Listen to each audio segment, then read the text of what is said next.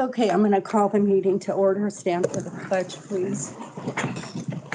I pledge allegiance to the flag of the United States of America and to the republic for which it stands, one nation, under God, indivisible, with liberty and justice for all.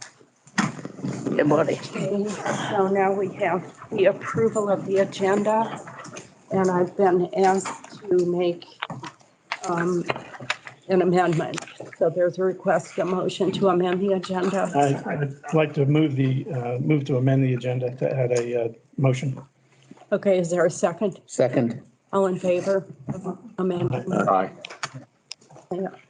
And you want to add something to the agenda, is that correct? Yeah, I want to add on the delinquency interest rate, and if we can put it in right after I do the motion for the budget.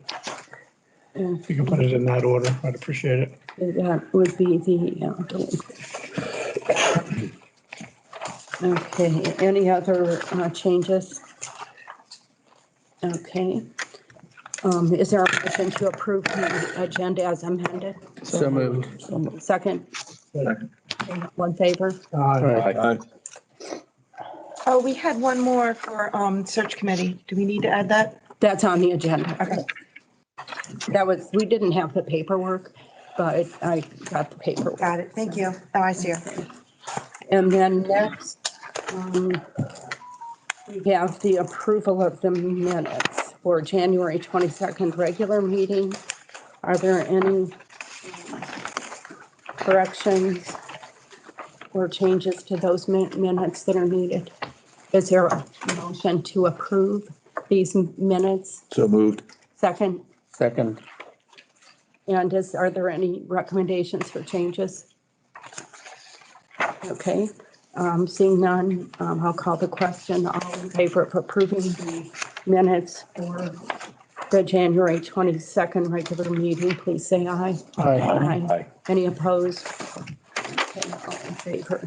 And then is there a motion to approve the minutes of the special meeting from February 7th, 2022? So moved. And is there a second? Second. Okay, and I have a clarification on page 5 where it states, Dr. Horn noted that the registration form will also need to be revised due to inconsistent language. That only applies if the changes that are proposed in these motions are approved by referendum. And so I will ask that the secretary correct that to say that Dr. Horn noted that if the changes are approved by referendum, the registration form will also need to be revised due to inconsistent language. Okay. And with that change, I'll call the question. All in favor of approving the agenda or the minutes with that clarification, please say aye. Aye. Any opposed? Okay. And then I just have a couple of brief remarks, the president's remarks. First of all, I think today is going to go down in history as a day that our board is, for the second time in its history, voting on a budget that will result in a reduction in our assessment. The last time our assessment was reduced was in 2014 in the amount of a $5 reduction. If the proposed budget is approved as presented today, we are looking at taking our assessment figure back to the base assessment back to the amount that it was in pre-2015. It's kind of in between 14 and 15. And so I just want to thank John and his staff for his team for the work that has allowed us to make this adjustment. And I want to thank this board and the preceding board for providing the leadership and support that it made those changes, those improvements possible. And I want to thank the membership, because the organic growth in revenue has to do with utilization of our amenities. So the improvements in the amenities that took place as a result of the administrative team and the board approvals accounts for perhaps some of the increased usage, but the members' dollars certainly have helped us as well. So the other comment I have is that we have been allowing the chat function of MS Teams to be used as a way to engage in the public comments portion of this meeting. And I have noted in the last two meetings that that function is confined to public comments only. In the previous meeting, we had record attendance, but we also had record use of the chat function in a fashion that is defined as out of order because it was used for chatting throughout the meeting and was not confined to public comments. So we will continue in this meeting to allow the chat function for public comments only. But I want to state to the public that the use of that chat function throughout the meeting is distracting and disruptive of the meeting on this end. And I would like it not to continue. If it does continue, we may need to have consideration for eliminating the chat function for future meetings. I also will ask that people participating by MS Teams turn off their microphone unless they are speaking. And I've been told by Josh that it is probably better for people also to turn off their camera so that what's going on in the background is also not either embarrassing or distracting to the people in the meeting. So with that, I will turn this over to John Viola for his GM report. John? Yes, can you hear me? Thank you, Colette. Yes. Okay, so we start off with the leadership report. Just a couple of things. Always like to have some pictures on this. So on the top left is the system that you're actually using in the boardroom now, that we are also in the process as we speak, implementing Clubhouse. Also about the snow removal, I'll talk more about that, as well as the bridge and what we've been doing on that. Okay, turn the page. Okay, so next, these are the list of initiatives. I always start this off so that we can follow. There'll be detail or presentations behind all of these, some combination of Linda Martin. Steve is with us today, and he will do the presentations on the financials and the reserves, and then I'll tie it in with the forecast and the budget, and Linda will talk about the initiatives that she is driving. Okay, turn the page. So we'll start off with the Northgate Bridge. Hopefully you can see there, superimposed in blue. Did she give you a cookie? I need you to just be quiet for a second. Yes. So superimposed here are the light poles that I've been talking about that I'd like to, we're in the process of getting bids on. So in prior board meetings, I've talked about 4 main poles, 2 at the beginning of the bridge.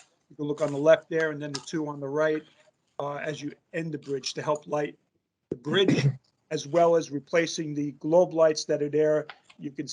Hopefully you can see there'll be 6 lights on poles on each side. So that's what we're looking at. We did receive 1 bid for approximately $45,700. We're estimating the cost and labor is $10,000, and we probably need in this environment 12 weeks. We are trying to get 2 other bids, but like I said, we have received 1 bid already, and we're excited about it.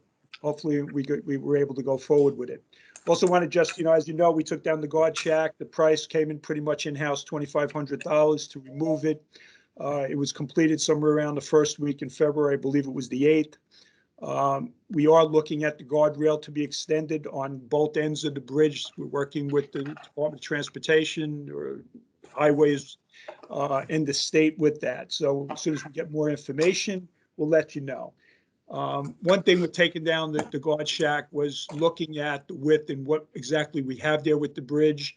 These is just high level, 40,000 feet. Some of the things we were just talking, we've just had some discussions at 40,000 feet is what would we need to do if we proposed or looked at putting in another lane, two out, one going, I believe it's what, south and north, and then the other one coming in. So high level, we are looking at that. I hope to have more on that, and maybe just for discussion going forward. Turn the page. So if anybody's been down at the clubhouse, and again, I've been talking about this for a couple of months, with the feedback we received on the community room when there were banquets there or any type of meetings, board meetings, the flow of traffic through there to the grill was noisy. So we have, as I've mentioned prior, and got approval to go forward, we've put in a wall, we've put in a closet, and we've put in the doors, which you're looking at in this picture. Basically, this has all been done in-house with Public Works. We've projected material and everything. The main part was the doors, coming in around $12,000 to $15,000, but we are working on that as we speak. We'll have it cleaned and just in time for the next part of the initiative was the audio system, similar to what you have in the boardroom, which I got approval to go forward with. They are coming today. They be in Mid-South. We're continuing with the same supplier or contractor that did that boardroom. What's different from the last time I spoke and updated was in working with Mid-South, Mike from Mid-South, he believes he can do, and apparently he's done it, set this up as a mobile table and system. So what does that mean? It's easy for us to store. We don't have to have it left out all the time, as well as if we do decide after this is all tested, and I do want to go through a testing process with this, we could possibly move it to the asset seat if we did want to move a board meeting or have it there. So that also, by doing it that way, we believe that would probably come in around $1,000 less than what we budgeted for this, which was around $15,000. Right, so pretty excited about that. Hopefully everything within a week. Front page. Okay, so the pickleball courts. Pickleball courts have, as I mentioned, we have all the permits and everything. We did send everything out to bid. Bids were to be returned by 2/18. We only received back, I believe we sent out to somewhere at 6 to 8. I believe it was 8 contractors. We only received one bid back, and the bid was only for the courts. We need site work. We requested to have site work also, but the one bid we received back was only for the courts. So what are we doing now? So next steps, and we've already started, is we've reached out to several of the companies to see where they're at. 2 companies did tell us they are going to bid. We are working with them right now to get the bids on that. One of them just wants to do the courts. So we will look at other suppliers who would do the site work for us, which is basically the drainage, the swales, and the gravel and whatever's needed for the drainage. But one of the companies is interested in doing the entire process. So we need more time on that. I do believe at the end, I'll have something to go forward to the board. Okay, turn the page. Okay, Linda, you jump in. You're going to give an update on the bulkheads? Yes, bulkheads, we're currently on the, filling the addresses as stated on the slide. For next year, we have approximately a little over 2,000 square foot that's going to be replaced at $425 per square foot. That was approved by the board.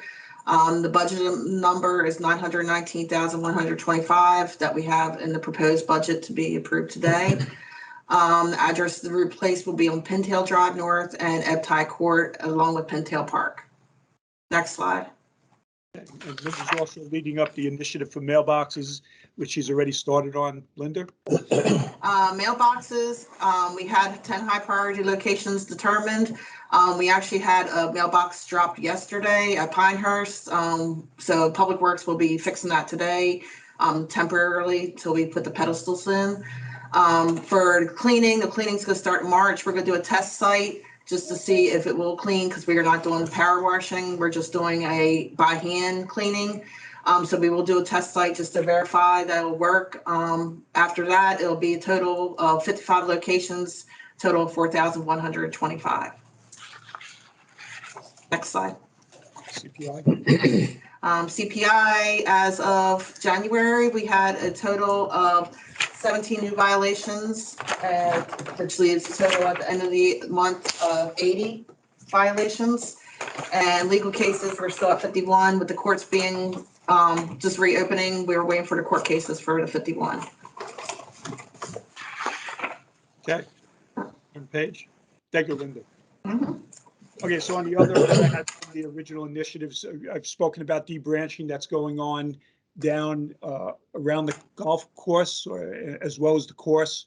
We are debranching, trying to get better airflow through the golf course, as well as for drainage, to help with the drainage. So we are on that. We're probably a little more than half completed. Next is in one of the prior board meetings, or during the budget process also, I was asked about the palm trees that we've done in the past, but we did not do the last 2 years. I opted not to do it because of COVID, and we allocated that money for cherry flowering trees. We do have in the budget for the palm trees. We are working on that. Board members told me to go forward.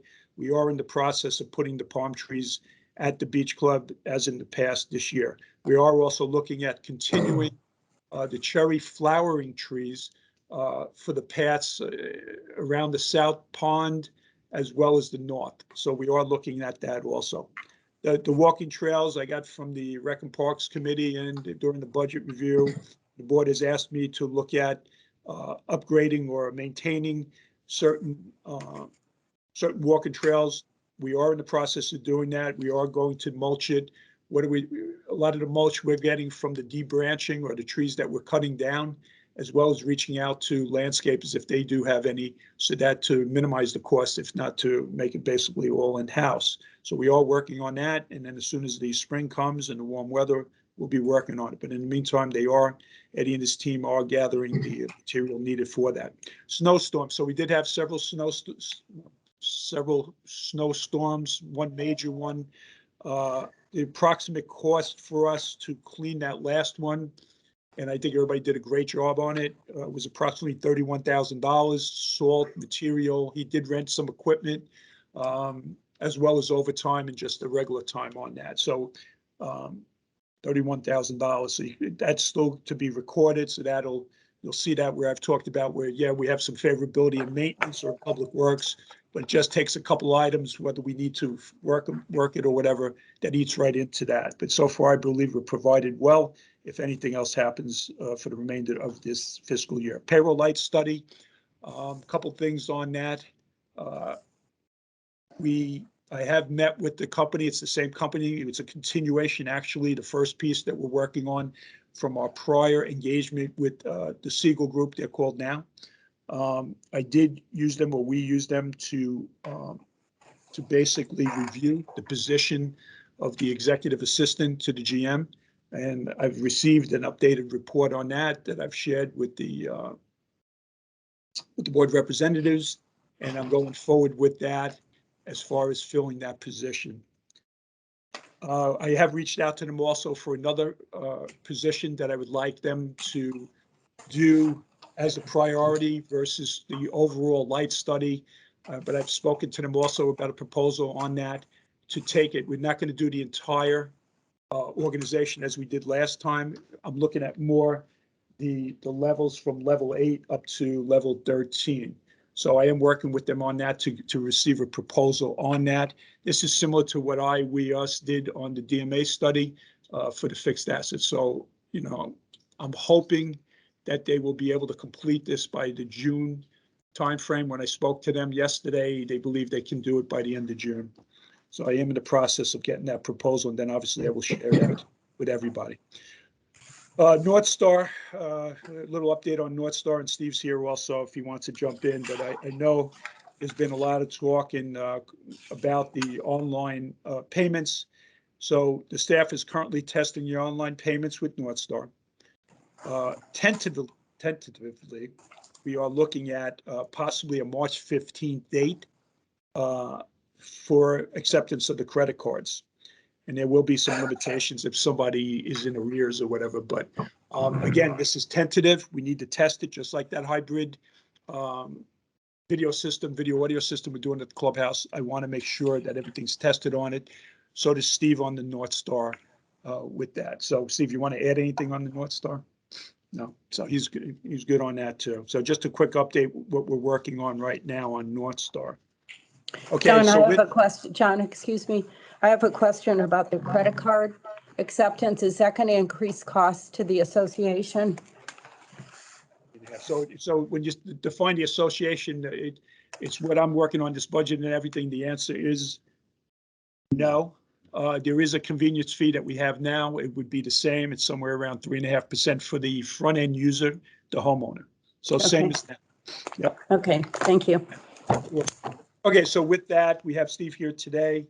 Steve is going to do the financials that I normally do, and now I just heard he's also going to be doing some of the treasury slides, and I appreciate that. I did ask him to do the reserves because that'll tie in at least this one time. Normally the treasurer does that this one time because it ties into everything that I'm going to present with the budget and the forecast right after Steve goes through the financials with you. Okay, so with that, hand off to Steve. Okay, next slide. Okay, so the month of January just closed last week. Everything was, I believe, posted on Thursday, the 13th business day. As you can see, for the month of January, we once again had another good month. We were favorable $37,000. January is certainly a slow time, as we know, for our amenities. So we actually have a budgeted loss of 723, but we came in at 686, 37,000. Next slide. From a year-to-date perspective, that just adds to our favorability that we have and have been projecting. You can see that we have $1.345 million in net revenue favorability, primarily due to a lot of the revenue growth and then the amenities. And on the expenses, new capital side, $139K gets us down to the $1.484 million. Next slide. Okay, so for the month of January, we have some of the administrative areas that are favorable, primarily timing of other revenues, specifically in admin, the right-of-way fees, maintenance, and salaries and benefits, and public general maintenance, CPI. On the golf side, we were $9,000 favorable in wage benefits. Then we had a couple offsets we were not anticipating for new capital. This is primarily the board meeting audiovisual for the country club that is being installed right now. The aquatic side, you have a combination of utilities pricing increase, and then also some services and supplies timing there as well. And then on the police side, we have timing of supplies and services. And then we also have some wages and benefits that weren't budgeted there. So total favorability gets you down to the 36.8. Next slide. And then this looks at things from a year-to-date perspective. So you've pretty much seen this in all the prior months. You know, you would just add in the variations for January. But of course, we got amenities producing big numbers in golf. $309,000, aquatic, $94,000, and you look at the food and beverage, $99,000. So pretty much across the board, you can see, very favorable results. The only offset is new capital that we did not budget, but that gets us down to our $1.483 million. And as John said, he's going to go into the forecast at the end of this, which will show you how that will prospectively look at the end of the year. Next slide. Okay. Reserves, as John said, I would touch on, and typically has been part of the Treasurer's Report. This looks at things through January. Not a lot of change in January. We had some additional bulkhead expenditures. I think we had $200,000 in payments there. So some of that number came down. Then we had some general replacement charges, still less than $100,000. So you can see that our total reserves are $6.9 million through 1/31/22. Next slide. So this puts it in more detail for the actual projected expenditures. So most of these expenditures have already been made during the course of the year. This also factors in the additional expenditures here for the last quarter, last 3 months of the year. Bulkheads being the number one increase. I think we just looked at a $1.2 million number that's still projected to have several $100,000 in expenditures between now and the end of the year. Most of our replacement and maintenance has been made to the $846,000. So we are estimating $5.688 million at the end of the year. Next slide. Okay, so this ties everything into that previous slide, and you can see that 5.688 million number there in the middle of the page for the estimate. And this is also part of the budget package that I put together. So it shows the roll forward of where we're projecting to end at the end of this year, 5.688 million. And then it shows what we have in our budget and our added contributions, expected expenditures, and then also the reallocations from our surplus. So I highlighted everything accordingly.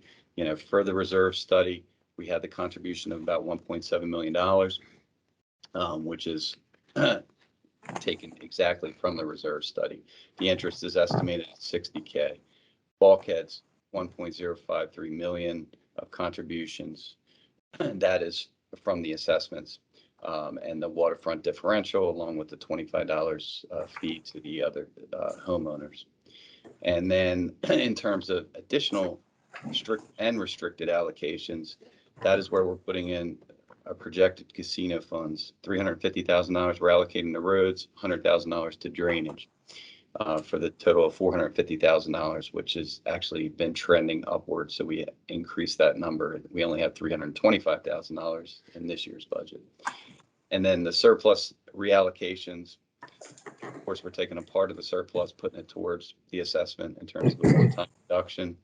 But in order, excuse me, we have $1.1 million sitting in current surplus. The other pieces, $350,000 we are putting back in roads. So we took that out, put it over to drainage last year. So we're putting $350,000 in there. Then we're replenishing $60,000 in the new capital for the building of the T-docks.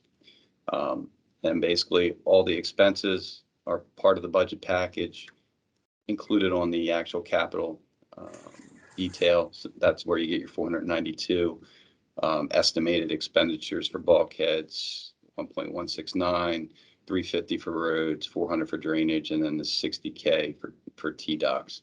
So it gives us a 6.9%, excuse me, $6.9 million balance at the end of FY23. Next slide. So this ties it all in together in terms of our recommended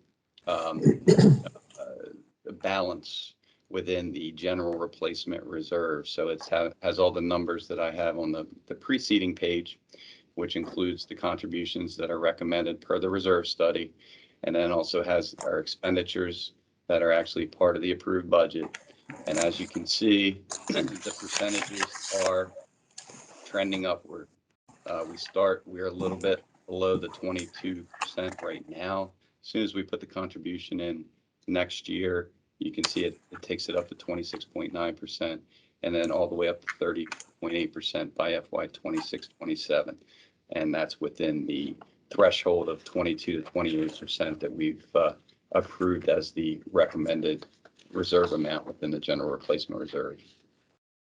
Next slide. And then Okay, Steve will come back to do the Treasury report. So first of all, thank you, Steve. Well done. So Steve showed you where we are today, what our actuals are, what our variations are. He showed you where we're going to be with our reserves, the increase in the reserves. One being is with this proposed budget, we're going to contribute to our general replacement reserve somewhere about 1.7, 1.8 million.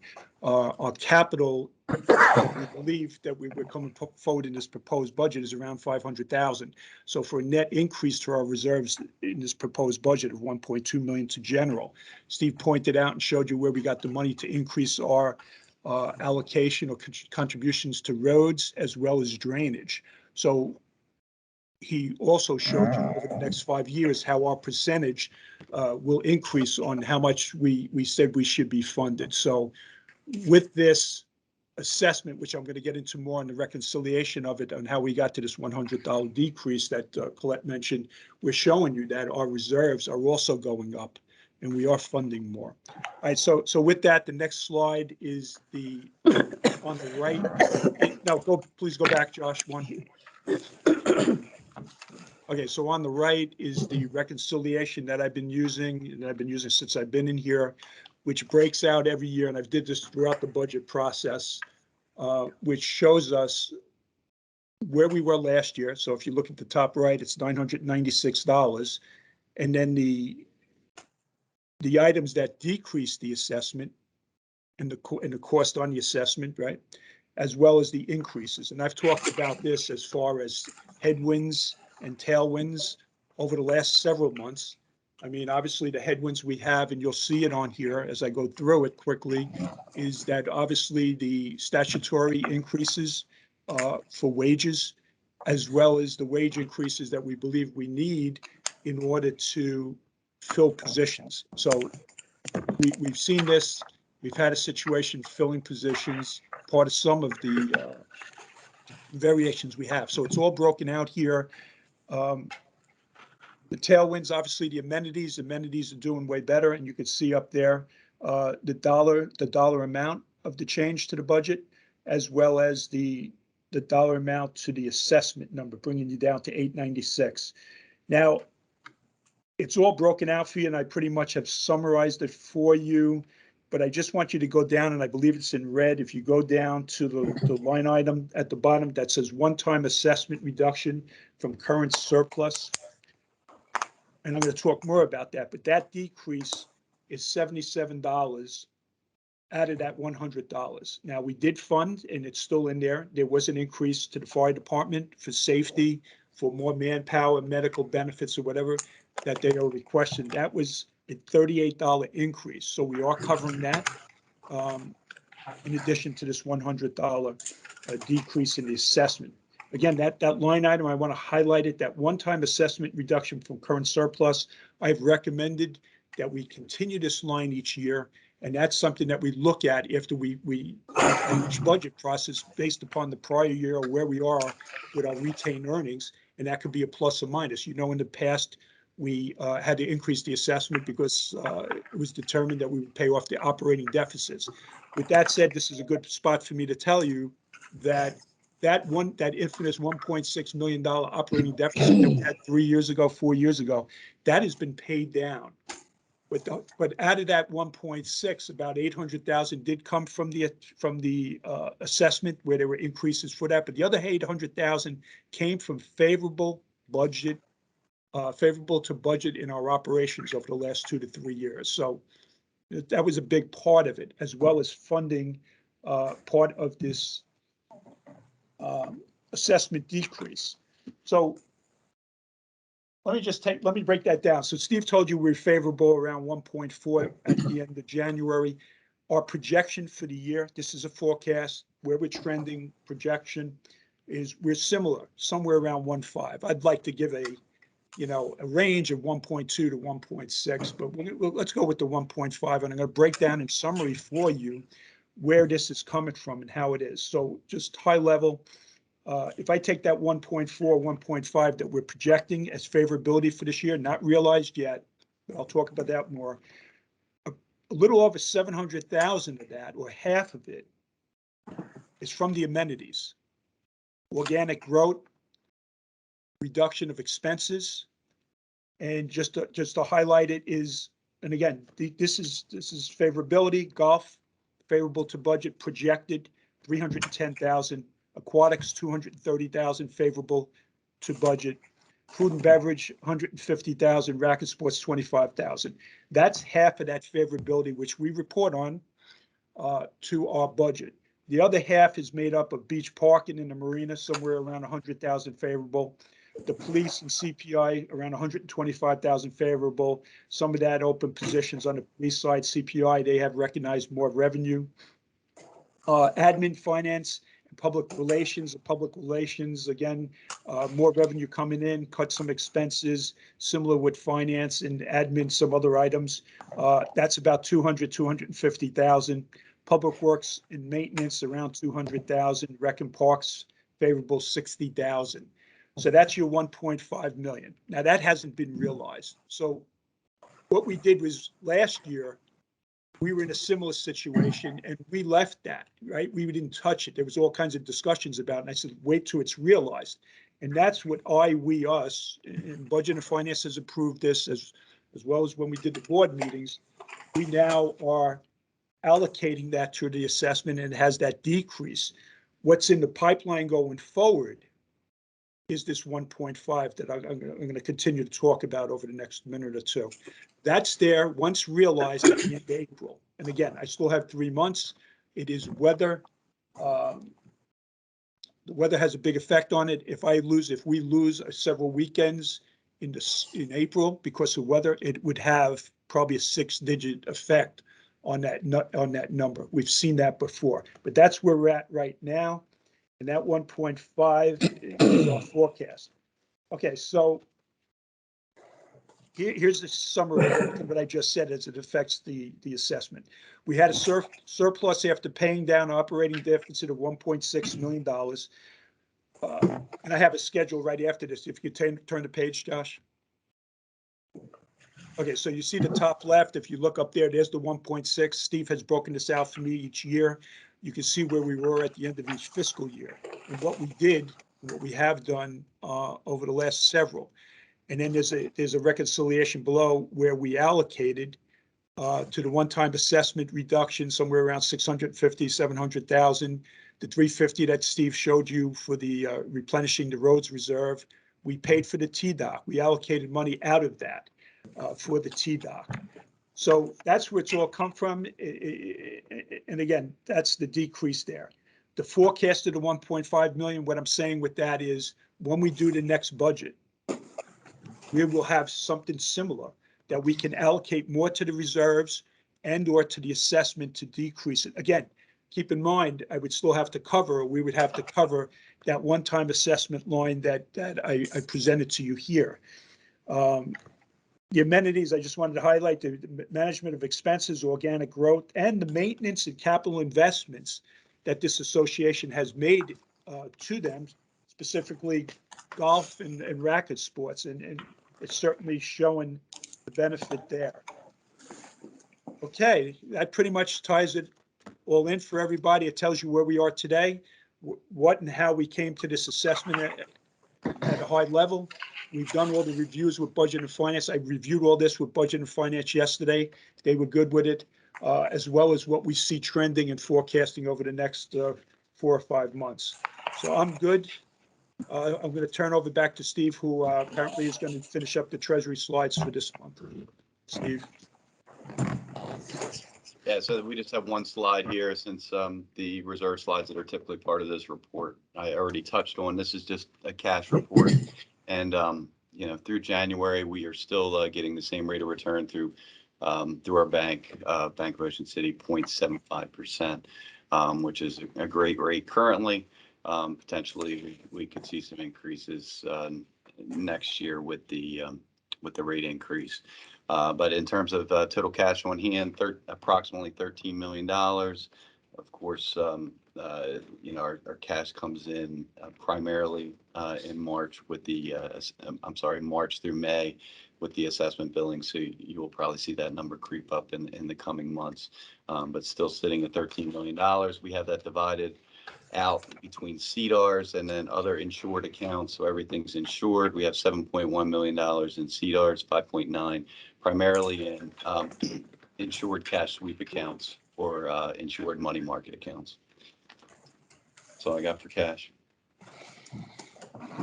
Okay, thank you. Thank you, John and Steve.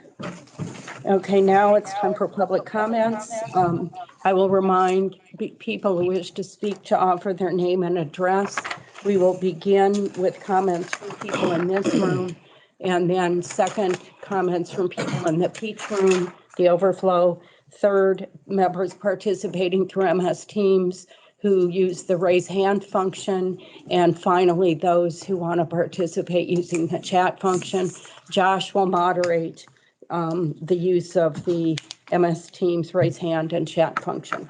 Any public comments in this room?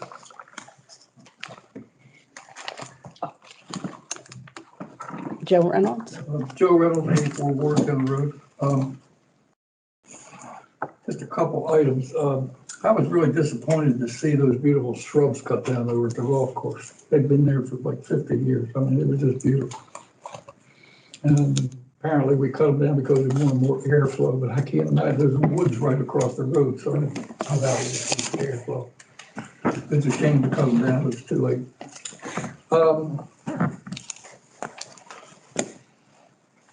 Listening to the budget report there, or the financial report, I'm curious, and maybe I didn't understand it properly, but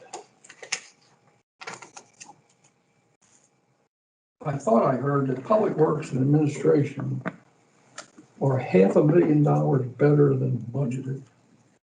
Can anybody explain why? It's a lot of money.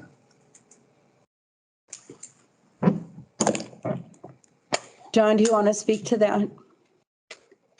Sure. So, and this is no different than what I've been presenting all year, and if not last year, on public works and maintenance. There was some maintenance that we weren't able to do. We also keep a balance if something does come up, like the snowstorm of 31,000. So this has not been any different from last year, and I can't guarantee I will have that at the end, but there were positions in public works that we were not able to fill because of COVID, because of salaries that we are working on and that we did put in this budget to increase salaries to try to fill those positions. I spoke to Eddie this morning. He's hoping to fill a couple of the positions now. We're getting at least people coming in on it. So that's the public works side. No different than what I've been presenting all year and similar to what happened last year. So again, it's COVID, it's positions that haven't been filled, and I still have several months to go. As far as admin, and I'm going to ask Steve to jump in, there is a couple of things in admin. The 250 is a combination of like 6 different departments. It's not just admin, and maybe when I said it, I said that, but let me just go there. It's at least 6 departments, 5, and I'm going to ask Steve to jump in. There are some reclasses or prior year that he'll talk about, as well as some payroll. So it's not just admin, but I'm going to let Steve explain to that. One of the things, Joe, is the right-of-way fees, which I mentioned is got a portion. So we have other revenues, and then we also, I touched in the budget review meetings that we have some medical benefits that were budgeted higher than they actually have come in at this year. So that's affected a lot of the groups that have the full-time positions. So specifically, that would be Public Works, CPI, and General Maintenance. So that's a couple of the other items in addition. So, Steve, am I correct on it? A lot of it was the mix on the medical of where we stand as an association or a company that helped us with that from prior years? Yeah, so it's very, in terms of the rate that we're getting, you know, it changes up until the last minute. But so, yes, it is. It's certainly experience or mix, I guess, as you're referring to it, based on the medical claims that come in during the course of the year that drive that. Okay, so with, you know, just to go back on it, the manager's office was around 3,500 of that number favorable. Finance was around 60,000. Public relations was 44,000. I know from working with Josh and Julie, a lot of that was increased revenue on his end, as well as streamlining expenses, which we've had across the board. So it wasn't just like 250, just one number or some big thing. There was many items in there. Some the cost cutting and increased revenue also. So hopefully Joe and everybody else, Steve and myself, have answered those questions. Any other comments from this room? Yeah, if I could finish my comment. Sir, sorry. $500,000 is a lot of money, and that number was thrown out in this report. And, frankly, I think the board of directors should have been able to answer that question. because you are the people that approve the budget, not the general manager. And it's a big number. You say you have two departments, and you said two, but you're representing maybe more departments, a lot of departments. I think the board of directors should have been fully aware of those numbers. Yeah, Joe, that represents $59 of the money that's being returned to the membership in the reduction in assessment. So part of I'm that, not saying it's bad news. I'm just saying that this board should be more aware of what's going on there than it appears that you are. Colette, let me jump in. Larry? So let me give you a little more information on this, Joe, too. I agree that there's a large number coming out of Public Works. And what we agreed a couple years ago, 2 years ago, is that we were funding 5 additional positions down there.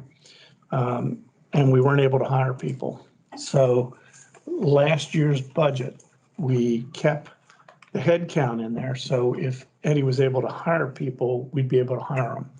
But we took the funding out. There was we eliminated the salary and benefits and any cost for those 5 positions. And he still hasn't been able to hire the positions. In addition to that, there were other positions that had to be filled. So I understand what you're saying. It is a large number, but there's been a lot of discussions Not prior. I'll end it with this. A former general manager named Bob Thompson received a lot of grief for the exact same kind of thing where we had people in the budget on payroll and those positions were never filled. And I think that association members, they forget history very quickly. But we had a prior general manager who received a great deal of criticism for doing exactly the same thing. Well, and let me just add this. John and I had discussions both when I was treasurer and president before. And quite honestly, what the prior general manager did was a budget trick. And anybody who has managed budgets over years or managed personnel know that if you plug people in there, you take the funding for those numbers and you don't fill the positions, it makes your budget look good. And that was an issue that John and I discussed, and that's why we took the funding out for those 5 positions and but kept the head count in there. So to avoid that exact criticism, I mean, I agree with you, that's not appropriate, and that's what we did. So I can assure you that's not being done here. Okay, Doug, and then John. Oh, no comment. Okay, John. Thank you. Can you hear me? So, and first of all, Larry, thank you very much. And we did address that, and we did that already. What this is, and when you're going to compare this, Joe, or anybody else to something somebody else did, first of all, I'll be polite and say this is totally different. Let me remind you and everybody else, we just managed through COVID for 2 years. Let me remind everybody that we're dealing with an inflationary environment where it's very difficult, anything we're trying to do, even the initiatives that came forward to get people to do the work or even to have them come in or do the maintenance. We've had a hard time because of wage inflation on filling the positions. We increased the payroll in this budget, this proposed budget, to try to what we believe we need to pay to fill those positions. And Eddie, as we speak, is actively trying to do it. So there are major differences from before. Larry's right. We already we cut out of the budget those 5 positions that we couldn't fill, but these are other items and situations that have happened with COVID. So that's and the maintenance is in there also, where I can have something happen, or if we need to do something, I can easily go through $50,000 or $60,000. So it's not uncommon to have that at this stage of it. As far as the admin and everything, we've explained that. It's whether it's on positions that couldn't be filled, some expense reduction, some revenue increases, and some reclasses from prior year, all explained throughout the year. So I apologize if anybody didn't follow that, but I certainly don't believe that this is similar to something that I witnessed when I was on BNF and I every year brought up. That was not the case here. Any other comments from within this room? I got something to say. Okay. All right. The first thing I want to say to you. Your name and address, please. Old Street, 12th floor guy. Thank you. We got our chief over here. If the chief tells me to go, I go. I respect our police. The first thing I want to tell you, I'm not happy what you did the last meeting to me, setting me in a room by myself, like Hitler did with the Jewish people, and transport them in a cattle car. You owe me apologize for that. That is not nice. You making rules over here. What is wrong? I have seen the Jewish people in the cattle cars. I lived in a little coal mine town in the Netherlands, and all railroad was connected with the big cities in Germany. These people came down. They were screaming for food and water. They could not live. You did the same thing to me last meeting. You have me sitting in a cattle car, and I don't like that. The further I want to say to you, my dudes, and about John, he's the best manager we ever had. And what was written in it, the man was not treated right. Then this thing with Frank, I'm pretty good with Frank. And I talked to Frank. This 30 pages. That was a discrimination. This is a discrimination case to this man and to the other man that wanted for the board. You wanted to get these people out. You cannot go back what his wife does or the other guy's wife does and deny him to run for the board here. You run it for the board. You don't even was living full time in Ocean Pine. You sent the police to my house. Then you went to the board and cried in the board. You was behind me. I have not forgotten that. And what you did last week, you have run my reputation over here in Ocean Pine. And I tell again, I asked the board and I told Frank too. I say, Frank, you have to quit as vice president under your registration. It's gonna hurt you, Frank. It's going to hurt you. Unfortunately, I talked to you and you don't came back. This is a discrimination case. You know what I call this? You know when Hitler came to power? Let me tell you a story. And he had Himmler, Göring, Goebbels, and everything. And that's what you did to me. Okay, You know, I want you to resign. I told you, I want the board to get you off that seat. You're not the right person in Ocean Pine, run Ocean Pine. You can, if the man tell me to go, I go. I respect the man. You are the problem. You on parole. okay. And you are not entitled to be the general manager. When there was a big story in the paper in December, all the qualification. There's not one of you people here has that qualification. Okay, thank you for your comments. And I hope you resign. Okay, thank you for your comments. I will not be resigning. I was duly elected by my colleagues. And I will apologize to you for what happened last month. There was no intention for you to be marginalized. I had nothing to do with that. There were people in the lobby directing guests to the available spots. And, you know, I apologize on behalf of the board that you were directed to a room by yourself. You're correct. You should have been in this room with everyone else. And I have a comment. Larry? I'm going to respond again for the third month in a row. I will not be resigning, and I take offense that you would stand here in front of this board and accuse our president of being like Hitler. You should be, your time is done. You should be ashamed of yourself. Larry and Dutch, okay, this conversation is out of order. Okay, can we? My comments are not out of order. I have a right to respond to him. I never said she was Hitler. Okay. You're out of order. Okay, we're going to settle down or we're going to have people removed. I listen to the chief. Thank you, sir. Okay. Chief, okay. Okay. I'm done. Any other comments within this room? I got a question. Yes, sir. Joe Wilkinson, 86 Port Ocean Parkway. With all the changes to bylaws, I'm curious if I'd be allowed to run for the board. Having a DUI back in 1990. that make me ineligible? No.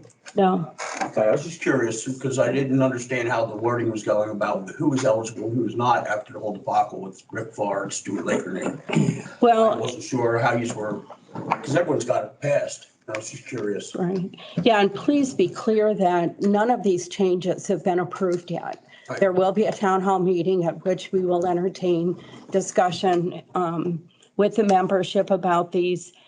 There will be, further information sent out to the public in a mailing to review these possible changes.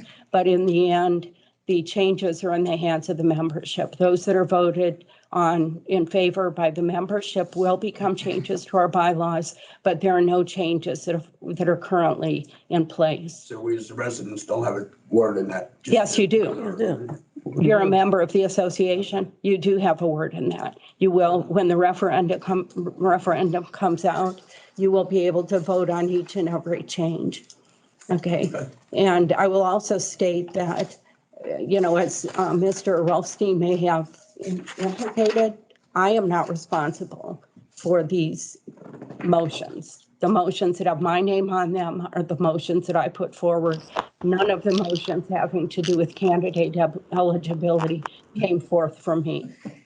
Well, being retired for 2 years now, I'm just curious if I actually get involved with my community or I just shut my mouth and sit in the corner. Well, I'm glad you're here today, and I'm glad you're I've been to a field and I'm trying to learn your system, what I can talk about, when I can talk about it. Yeah. I'm trying to get the feel of your meetings and make sure I do things correctly. Yeah, and thank you. If you have any questions, feel free to reach out to the board, and I appreciate your interest in becoming involved. Yeah, I was involved back in my last house. Great. Can I respond to that? Yes. Okay, Rick, let me respond because I put all the candidate basic eligibility forward. Okay, and a couple of things I want to clear up as misconceptions. A lot of these we've been working on for a long period of time. Okay, we went through recent litigation with Rick. It became apparent very early on that we had problems with our bylaws. Okay, holes in them that we had to address. So we started addressing them before we knew the results of the litigation. Okay, the other things that are in there, we began to address because of other things that were happening that we were aware of or brought to our attention throughout the community. And what we found out in the end is some of them were withdrawn because, quite frankly, there were better ways to address the problem rather than, if you have a crooked nail, it's better to remove it and replace it rather than trying to straighten it out, right? So that kind of approach that we took. But we're having a town hall on it, or it's really under our bylaws a hearing, and you will be free to ask any question. And if you have any questions on it, certainly be free. But the issue with the felony was addressed, I think, in a better way to cover all types of felonies. But basically, unless you're convicted of a serious crime, you're eligible to run for the board. And that would always be the intention. And there was never an intention, and I will share with you if Rick's okay with it. Rick and I had a discussion before any of these bylaws were put forward. And I told Rick if he had any questions, or if he questioned any of his ability to run again because of what was going forward, I would withdraw the motion. And those questions, I believe, were adequately answered by counsel. And the whole idea that this was an aim to keep Rick from running again from day one, minute one, was incorrect and incorrectly stated in one of the medias. We were always on board, Rick and I, that his questions that he brought up in the litigation were answered by the bylaw changes. And there were a number of prospective changes. And we actually went through working together with counsel to make sure that that was broadened so that more homeowners could run, not less. And it would be pointed out also that the motions that passed for consideration by the public as possible changes in bylaws were passed unanimously. And that includes 6 of the people sitting at this table. Director Perone was not present for that meeting, but every other director sitting at this table, including Director Farr, voted in favor of the proposed motions. But thank both you and Dutch. Thanks for bringing your concerns forward because look, guys, if you don't bring the concerns forward, we can't answer them. But when you bring them forward, we owe you straight, honest answers. Yeah, I don't like Nothing the less. rumor mill, that's why. Yeah. Yeah, so you're doing the right thing by coming to We the right appreciate place it. for your answers. Any other public comments in this room? Okay, the Peach Room. Debbie, is there anybody there who wishes to comment? You're still muted. Okay. What did you say, Debbie? Can you hear us? Yes. I'm Debbie Bloom at Oh, 65 wait, are we Martin got, hold on one second. Circle. That's Debbie Bloom from the meeting. This is Debbie Yes. from the Peach Room. Okay, sorry. That's okay, honey. That's all right. So first, My name is Paula Gray. I live at 88 Windjammer, and I'm here because from a positive standpoint, I have been in and out of the Pines for 15 years. I have been a resident for 6. I want to thank both John and Steve for making the information furnished to us from a financial standpoint 5,000% better than the first couple meetings that I ever attended here, which used to be line A, what we have, what we spent, have a nice day, goodbye. The fact that they worked, kudos that they worked with the departments, that they got everything functional, and that they were able to make us a functional unit, not just a set of numbers that never added up. And also I apologize in a way to Mr. Parks when I presented him with a box of black pens, because for the first time in the history of the Pines in 40 some years, we had been in the positive because he worked with both John and our budget people to get there. Now from the concern side, I attended the meeting that you had with regard to the bylaw changes.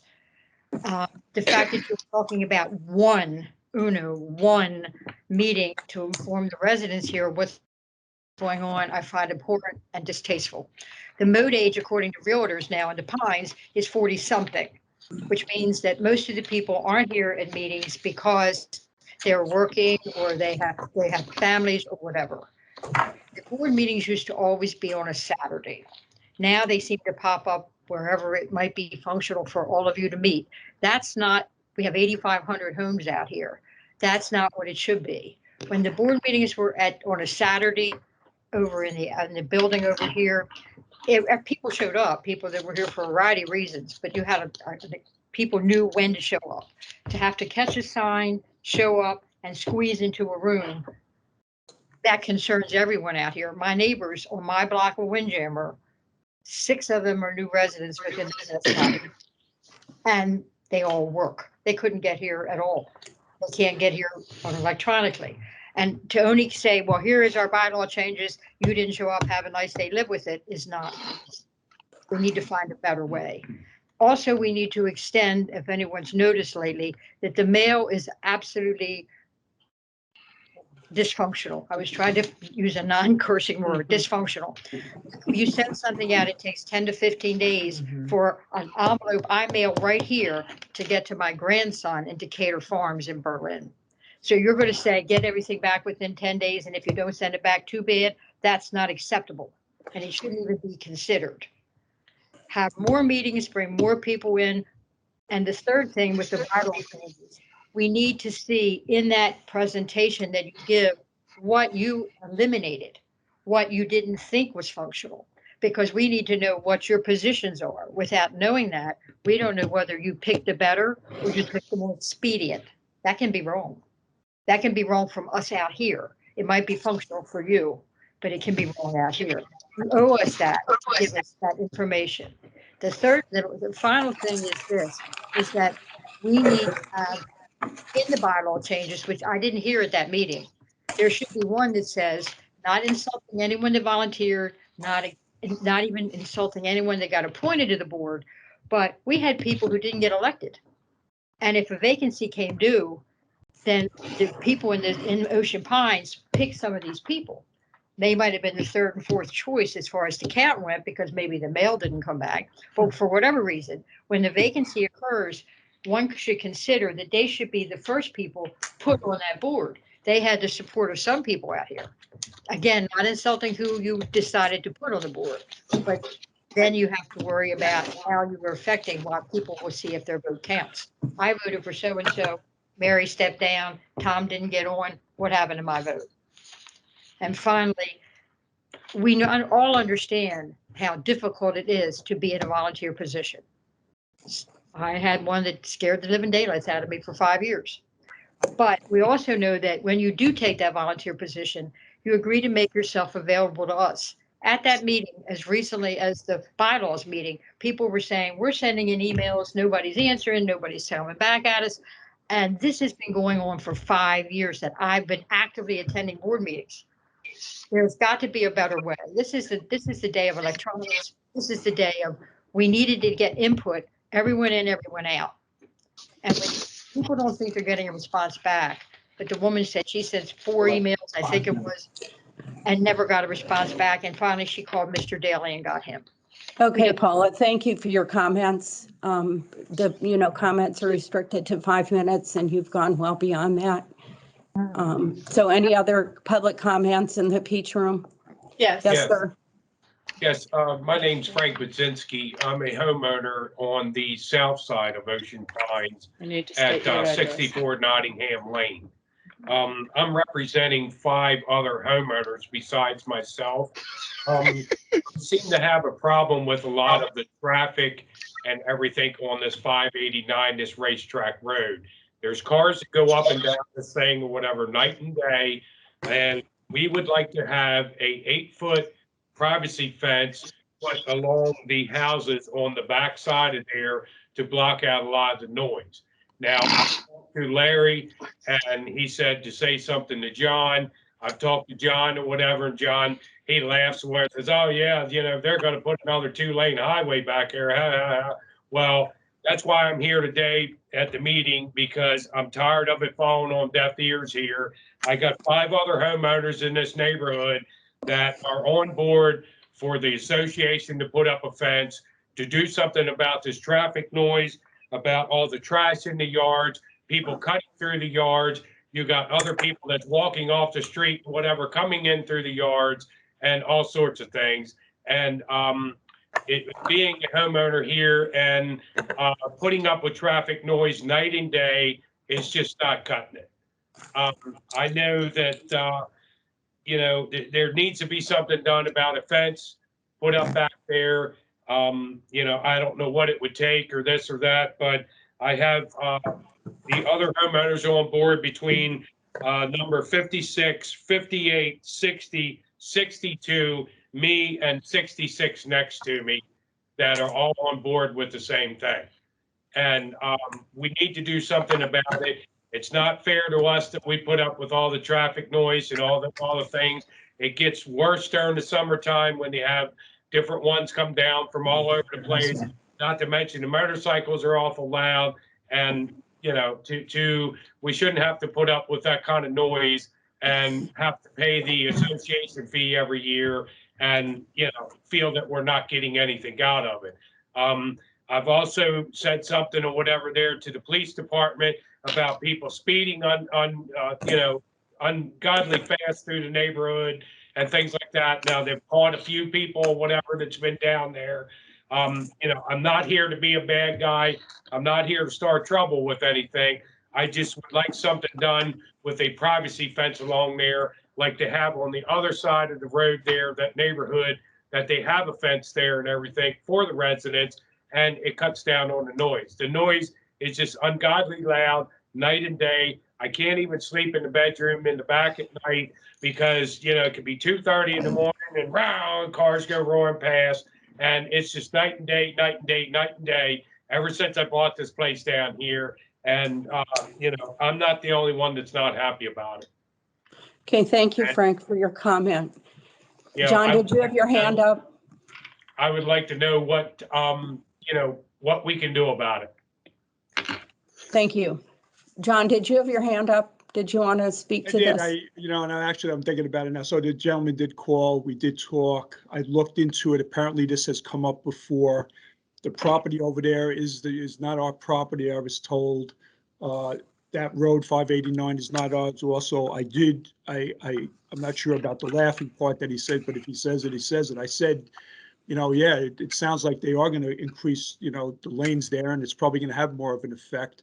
But that's county there, and we don't, the last time we reviewed this, I was told we don't own that property there.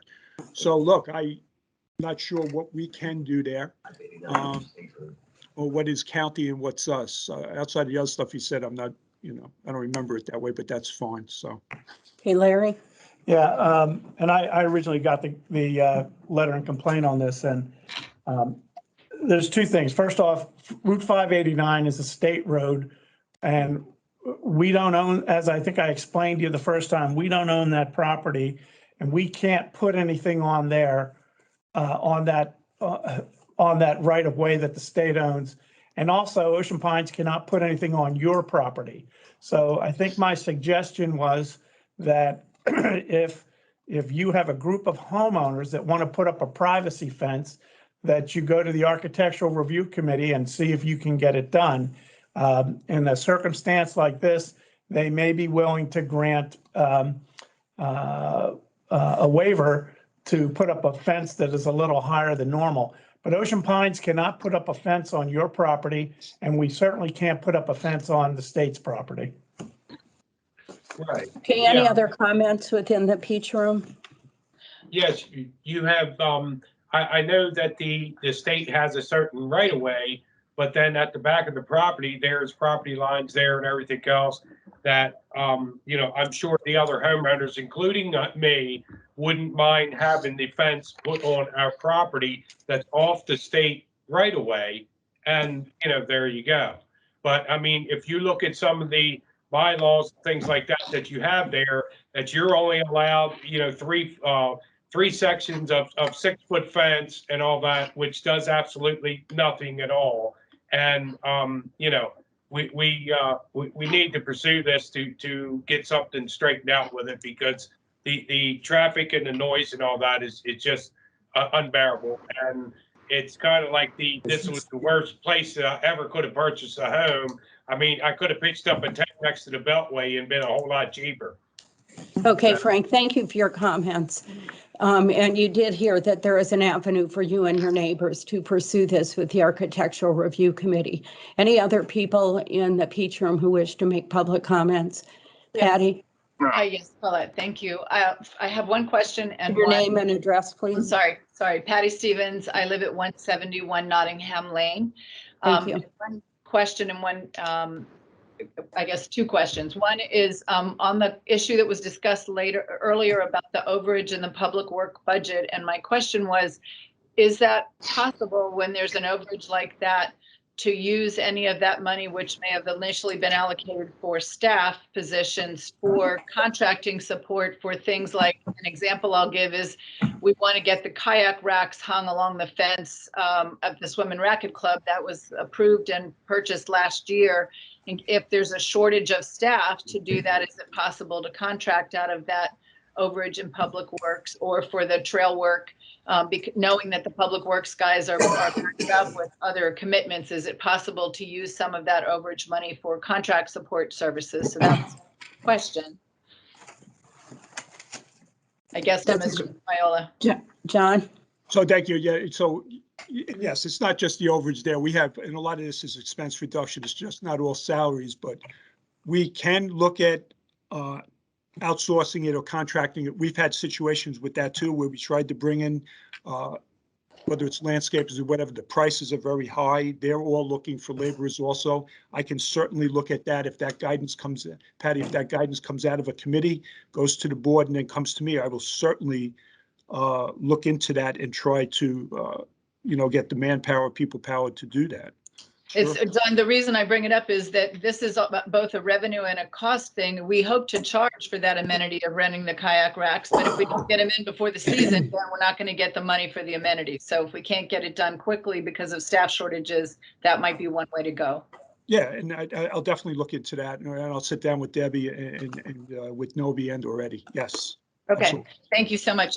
My second is a comment / question. It relates to 589, separate from the gentleman's comment, but it is also related to the issue of safety and overall benefit to the community of the 589 traffic. That new neighborhood, the Steen neighborhood that's going in, just outside of Ocean Pines.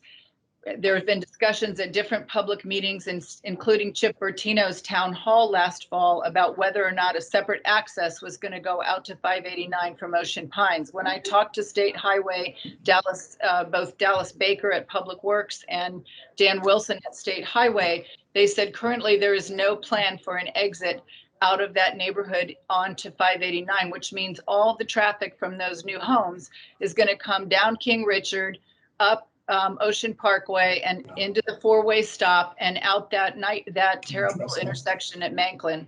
And I have real concerns about that adding to the overall traffic flow, the speed of traffic through a neighborhood of people that are trying to get out of one neighborhood when there's an already being developed medical center and housing place there. Why not tie the request, Ocean Pines requesting, not that it's our responsibility, that State Highway look at putting an exit for that neighborhood out on that 589 through the medical center building. We could request that from Ocean Pines, that State Highway look at that, but we'd have to do it now. Sure.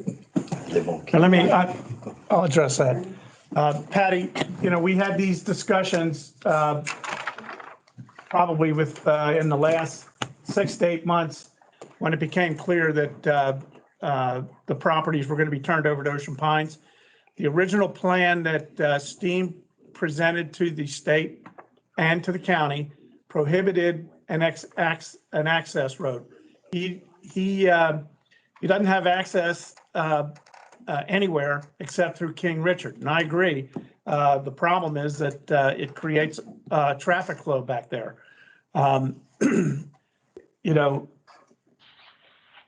prior board approved the arrangement with Marvin Steen to take over that property, and at that time understanding that there was no access. I understand, but I think we could revisit it. Let me finish, please. Yeah. The discussions that have taken place, and we have discussed it with the county, nothing is going to happen at this point. The idea is that maybe at the end, when it is being developed and there are homes back there, at some point, the county or state may approve some emergency access. But at this point, that's not going to happen. And we've had those discussions. I agree with you. Unfortunately, it's going to create a problem for the people living on King Richard. But at this point, there's nothing we can do. Chief, you had something to say on this. The last police chiefs meeting and sheriff's department meeting that we had, that there was talks in the works that access would continue from King Richard and would go all the way to Gunpoint Road, with the assumption that Gunpoint Road would then be the access to Route 589. The complication they've run in with the state highway is that the state highway has now pulled that back, saying that they won't guarantee that they will put another light at the end of Gunpoint Road and 589. This goes all the way back to the original plans that eventually someday that 589 would be dual all the way from 50 to 113. It was only raised because of the narrowing at Turtle Creek. They can't add another bridge. So the impression that we were all under is it's going to fall on county jurisdiction, state jurisdiction as far as traffic. It would be a state light that would have to be approved to be on 589. It would have to be a county road. But when it was explained to us that the initial plan was, because I live at the end of King Richard and Quarterstaff, in the cul-de-sac down in that area, that if it comes past the end of King Richard, that traffic would not come back into the Pines to the four-way stop back out to 589, that it would continue King Richard to the new development to Gunpoint Road to 589. But there's going to be a lot of talks between now and the development of that, how that end result is going to be. The bottom line is Steen doesn't own that property. I understand. I would like to suggest I think it's an important enough issue, and there's all kinds of, you're right, there's all kinds of discussions going. I've recently spoken to State Highway, which is the player that most matters. I think if Ocean Pines as an association were to request, whether it's through Chip Bertino, through our state delegate, Wayne Hartman, whoever, that we relook at this issue before those homes get built in conjunction with the medical center that's being built. There is a way to address this, but if we wait until the houses are built and the roads are put in, I believe it will be much harder. So that's just a suggestion to convene, raise a conversation through our elected officials with the state officials who can make that decision happen. I think it could really impact the quality of life in our Southgate community and for all of Ocean Pines. Thank you. Okay, thank you, Patty. Joe? If I could add some information to this, I was around here, maybe some of you were, when this was all discussed 8-10 years ago, whatever it was, but at any rate, there was a proposal to run a road out to 589 from there as another exit from Ocean Pines. At that time, the State Highway Administration said, absolutely not, we're not going to put a light there, okay? Not going to put a light there. Now they're gonna put a light there because of For the medical building. developments. So the lady is exactly correct. If we want to do something, we need to get some people talking to the state and the county for their support, but it's a state road. If there's going to be a light there, it seems to me it would make absolute sense to allow that as another exit out of Ocean Pines. And there's no reason that I can think of that you would not want to have it there if they're going to put the light in. I mean, they are going to put a light in. Okay, thank you. I think we need to pursue that. Okay, thank you. Anybody else in the beach room? Anyone else? I think we're done. Okay, and Josh, we have at least one hand raised with the hand Yeah, raised function. first is Debbie Bloom. Okay, Debbie? Hi, my name is Debbie Bloom. I'm at 65 Martinique Circle. And I have two questions. I had to take a phone call during when you were discussing one of them, so I missed may have covered it. My first question that I brought up before is the beach mat like they have in Ocean City. I just was wondering what the status is. I know people were going to talk to people and we were going to see liabilities, and I appreciate the back and forth emails. Very punctual, on time. My second is the North Star, and I'm just wondering, and that's when I had to take my phone call. Is it now working community-wide and activity-wide? Have we finally got all the bugs out of it? Are we using it the way we originally wanted to use it throughout our entire community? And Paula, thank you. I loved all your comments. John, do you want to speak to the North Star question about the scope?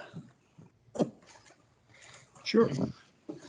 So, and again, with prior updates that I've given to the board and the association throughout my tenure in here with the system, there's a lot of pain with the system. We haven't been able to get the efficiencies that I'd like to see with a system like that.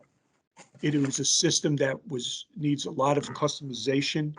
It was not what I would, from my evaluation when I came in here, ready for what our needs were and are. We're getting there. We get there with a lot of effort from our team and a lot of pain. We've had discussions with them. It seems to move. It's getting there. In no way is it where we want it to be, but it's getting there. So I stand by what I've been saying. But again, just like a house, if I get a house and I got a bad foundation or foundations that's not ready for whatever I'm building on it, it's going to take a lot more work. And that's what's happening. So I'm not getting the efficiencies. It is doing the job. There's a lot of rework from us. I believe what I've seen with them, they're growing themselves, but it's very difficult for me to answer these questions outside of that's what this was purchased.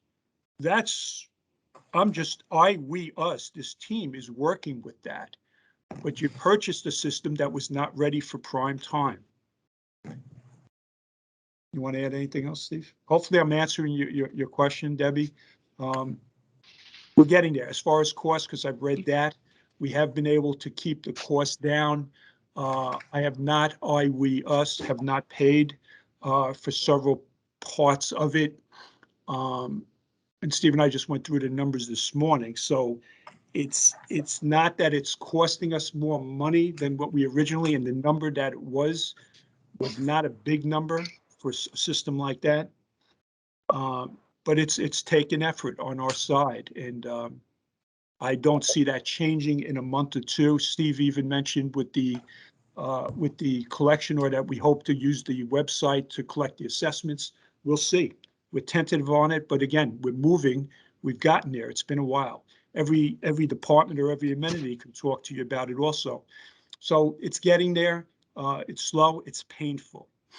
Me, if you're asking me, the mistake was in the beginning purchasing it.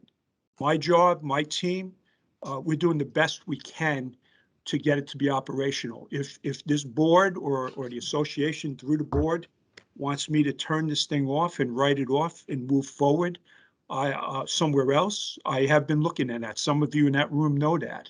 Right now, at this point, we're probably in, what, 300, 400,000? Pick a number. 400,000. Not a big number for a system or whatever. We've kept the cost down, but that would probably be a write-off to start and go forward. I have looked into it, and I continue to look at other options. That's the best I have. Hopefully it answers Okay, the John. question. Thank you. And I think you've updated us about this beach mat situation in the past. Yes. Could you give us a quick answer to that as well? So on the beach mats, I mean, I got the same thing, right? I'm sorry. So on the beach mats, we don't own that property. We allocated some money in there to look into it.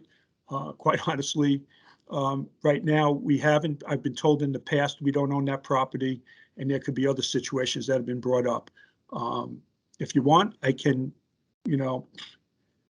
put that at a higher level on the list, especially at this time. If the board wants me to do that, I'll be glad to do it. But we don't own that property. So I guess what I'm hearing you say is that in the absence of ownership of that property, we really can't change what's there. That's on our property. It's not what I've been told, but again, I will, I'll gather two people from my team, and we will make the calls again and everything and see what I can do on this. Okay, thank you, Don't know John. what else to say. Okay, any Yeah. more, Josh? Yes, Mark Thomas. Mine was just to make sure, may I continue? Mine was just to make sure we do work with Ocean City, who does own the property.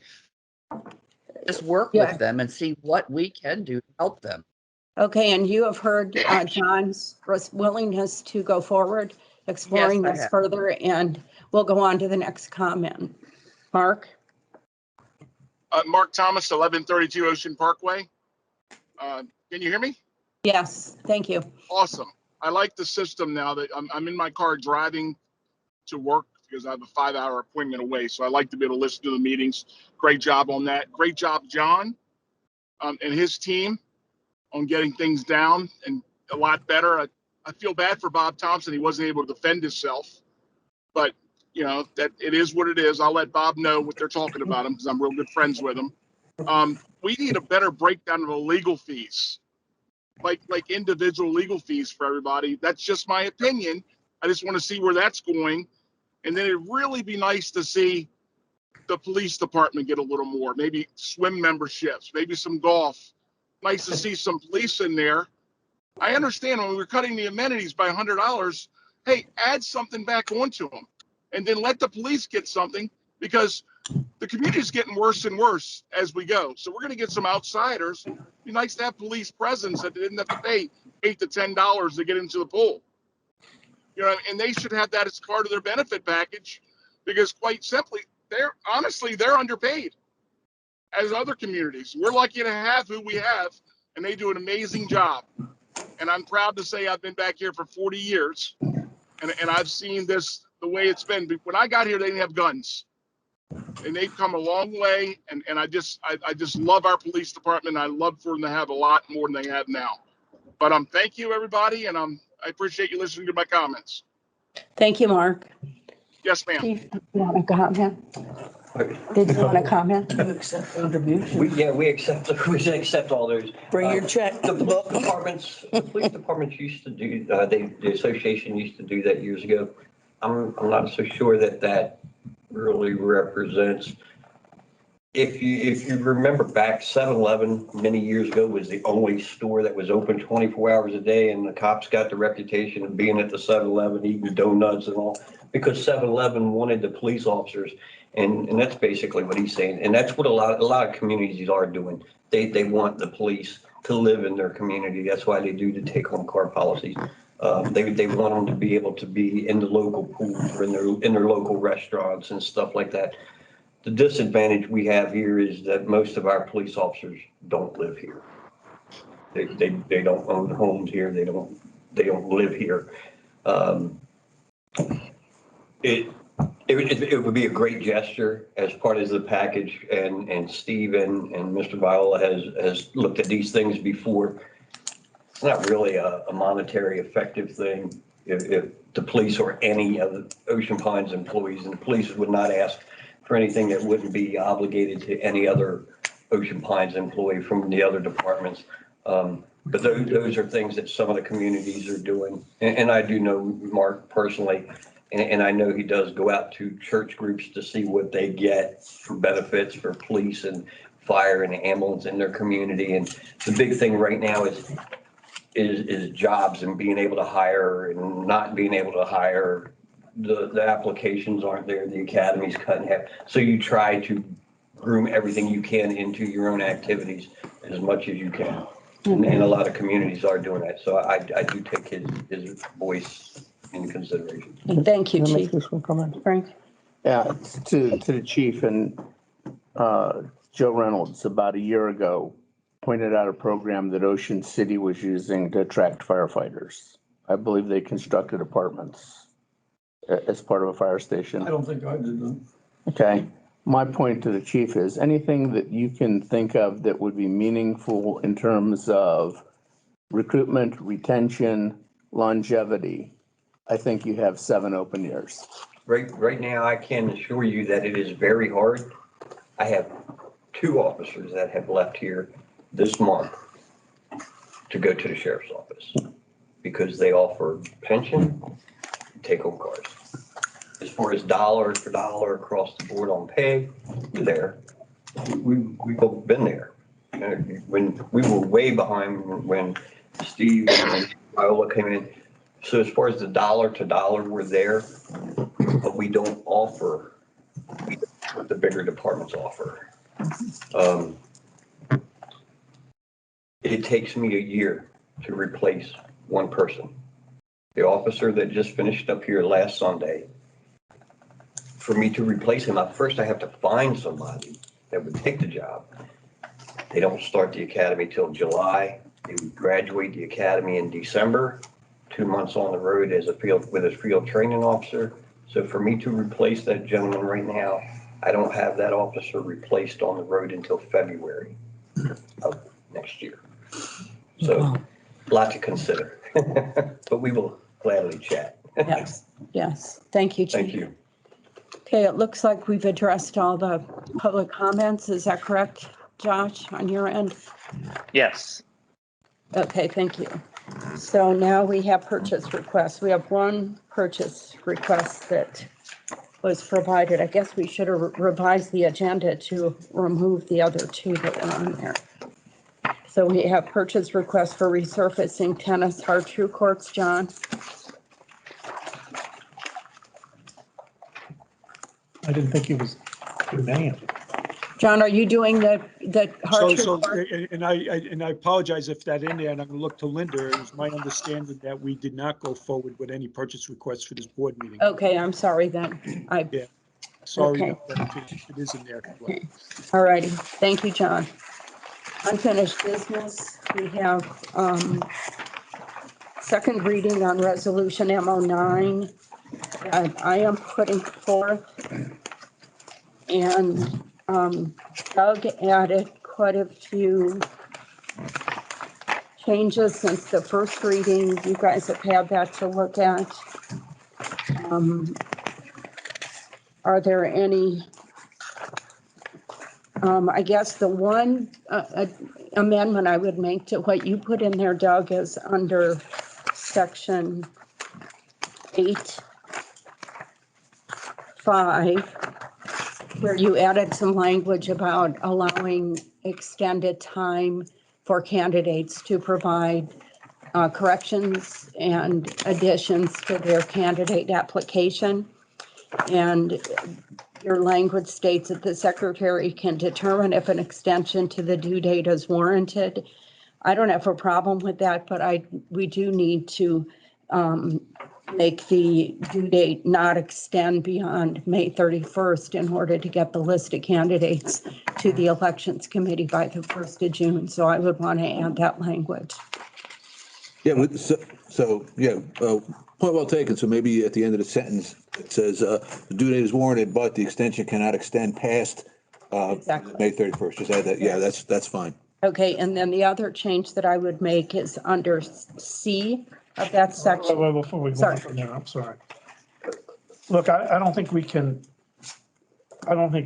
give the secretary the authority to extend the due date. I think when these applications come in, if there's a question, it should be addressed. I think should be addressed directly. The due date is the due date. If we take that position, I think it opens us up for a complaint being made if someone decides to put their application in late. So if there's a correction to it, I think the secretary, when the application comes in, should be dealt with directly. Yeah. Yes. Larry, to your point, and I agree that there is some ambiguity there. And I think the intent there was to say that there could have been a condition when we talked last month that through no fault of their own, that the information that was requested couldn't be provided in time, whether it be the secretary was unavailable or that individual was unavailable, and the message to get that individual to say, hey, there's more information that's needed, or that individual recognized that there's more information that was needed, went to the county, and the county's person was unavailable for whatever reason, and through no fault of their own, they were denied or they passed the deadline. Now, yes, is that rife with speculation? Yeah, of course it is. I just think that there's got to be a little bit of, I guess, flexibility, not to the point where it puts us at risk, but it also recognizes there might be conditions, that would warrant a consideration for extension. Now, it should be the exception, not the norm. I think maybe what you were getting at. And so, Larry, is your issue with extending it that the secretary have that sole authority, or that it not be allowed at all? I don't think it should be allowed. I think if there's a correction to be made, it needs to be made before the due date. And my concern is that, and again, this is nothing with Rick, but, people pick apart the wording, judges pick apart the wording, and we could find ourselves in a situation where if we are not specific on what we're doing, then it could be a problem down the road. And that's I see no reason why the information that has to be provided can't be provided timely. And, that once the applications come in, the secretary does have some time to determine who is eligible and who isn't eligible. So I don't think I can support this because, I'm concerned about, what could happen again in the future from from a legal standpoint. I think it could be challenged at some point down the road. Who knows would do it. I don't think. Frank and then Doug. Yeah, I think right now we have to, I agree somewhat with both, given flexibility, but I think this is the real situation that we're in, okay? The current bylaws govern the current election. And I believe there's hard dates put in there, which addresses one of the earlier comments from Paula Gray.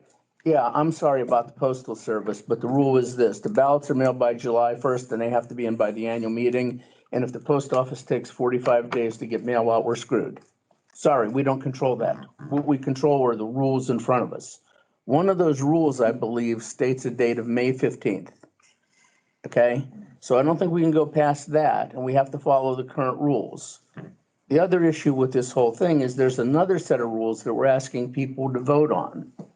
Okay? And I think the rules with that whole situation, it's governed by a set of rules. And if I understand it correctly, it goes like this. When the ballots are put in and those bylaws are accepted or rejected, for the ones that are accepted, they go down to the county and they're recorded. And when they go down to the county and they're recorded, that becomes the rules as of that date. And if that's before the upcoming election is over, those rules will govern that election. So with this document, we have what I call a tweener. Yeah. Okay, and we have to be very cautious about that because we have to do what Rick suggested a long time ago, which is clean up our process, right? But when we're cleaning up our process, we have to follow the rules that are in existence today with the knowledge that we're asking for rules to be changed in the near future. Doug. So Larry, to your point, it's a valid point. Would the, and just asking for your opinion, would the addition of the language suggested by Colette saying as of May 31st be acceptable? Okay. And if the answer is no, that's fine, because I think then it goes back to clearly the resolutions can't trump the bylaws and the hierarchy of authority. So I guess the question, the reason I brought it up for discussion was, number one, obviously the public needs to know that we're thinking about these kinds of things. And the idea is to try to, I guess, sort of mitigate some potential risk that, in our litigious society, someone could say, whether it's substantiated or not, you didn't give me a chance to provide the information and now you deemed me ineligible. Okay. Now, the chances of that happening, hopefully, are probably very, very small. But, I just brought it up for consideration. I mean, if we don't accept it, that's fine. I just wanted to bring it up for, public discussion and consideration. So. And Doug, I agree. I think that from a practical standpoint, it would be nice for us to say, yeah, get it taken care of and we'll be done. But when we get down to a courtroom, then we have a problem. Yeah. And that's what my concern is. I would hope that after what we went through last year, anyone applying for the board would understand that they have a responsibility. I think the whole idea of what we're trying to do here is shift the responsibility for providing the qualifying document and information from the secretary to the candidate. And if the candidate doesn't provide that information and it isn't easily correctable, that's unfortunate. Yeah, I would agree. And I would say that, although again, I would say that the chances of this happening are very, very low, but what happens if it's an oversight on the secretary's part through no fault of his or her own? It's, created a condition that could be argued, In other words, I sent you an email or you let me know a day before it was due that I didn't have any information and it's now Friday. I can't go to the county and get information until Monday. Therefore, you've declared me ineligible and it's your fault. I mean, somebody could come back. And I'm just trying to, in essence, protect the secretary as well. It's like, so it's a tough call. There's no cookbook answer that says in every case this will apply and it'll work 100%. I was just thinking about the idea of some flexibility to it. And again, I think my position is that the more ambiguity we provide here, and I think that's what this does. I just don't think I can support any more ambiguity. The whole process of what we're trying to go through here is to avoid the ambiguity. And we're trying, I think, to address the problems that were pointed out to us that we understand now are problems where, under the existing rules, okay, if something bad happens, it's left to our judgment. And the court has questioned that very specific thing. I think we're actually in a heightened risk situation because the old rules may no longer apply, and that's a may no longer apply. And we're necessitated of putting in rules that address the valid concerns that the court raised. And we're kind of right now in a no man's land. Okay, and until that gets cleared up, I think we're actually in a higher risk situation inherently. Yeah, the court also raised, maybe not in their finding document, but certainly in the questioning, when I was a witness, the questioning that the judge put to me led me to believe that he expected that the secretary would ask for more information from a candidate, would dialogue with a candidate. we have 5 days, I think, isn't it, between when the applications are due and The May 15th. May 15th date. That's not a lot of time for a secretary to work with somebody to gather information, particularly depending upon what day of the week those dates fall on.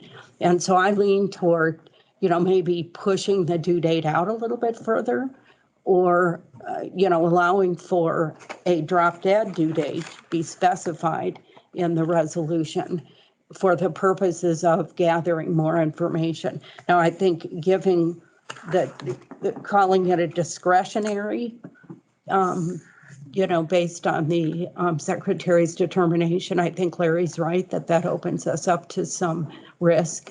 So I don't know what a better way of offering that would be, but I hear what you're saying, Doug, and I agree. Having been the secretary, there's not a lot of time in there to gather additional information. So would it be appropriate then for us to pull this today and look at it, try to figure this one out? I'd be fine with that. Doug? So, and I would agree with that. It sounds like we need a little bit more discussion. Is there anything from a court perspective, and I'm just sort of throwing it out there, would be recognizing extenuating circumstances, as a way to say, well, like if the bylaws now say May 15th, right?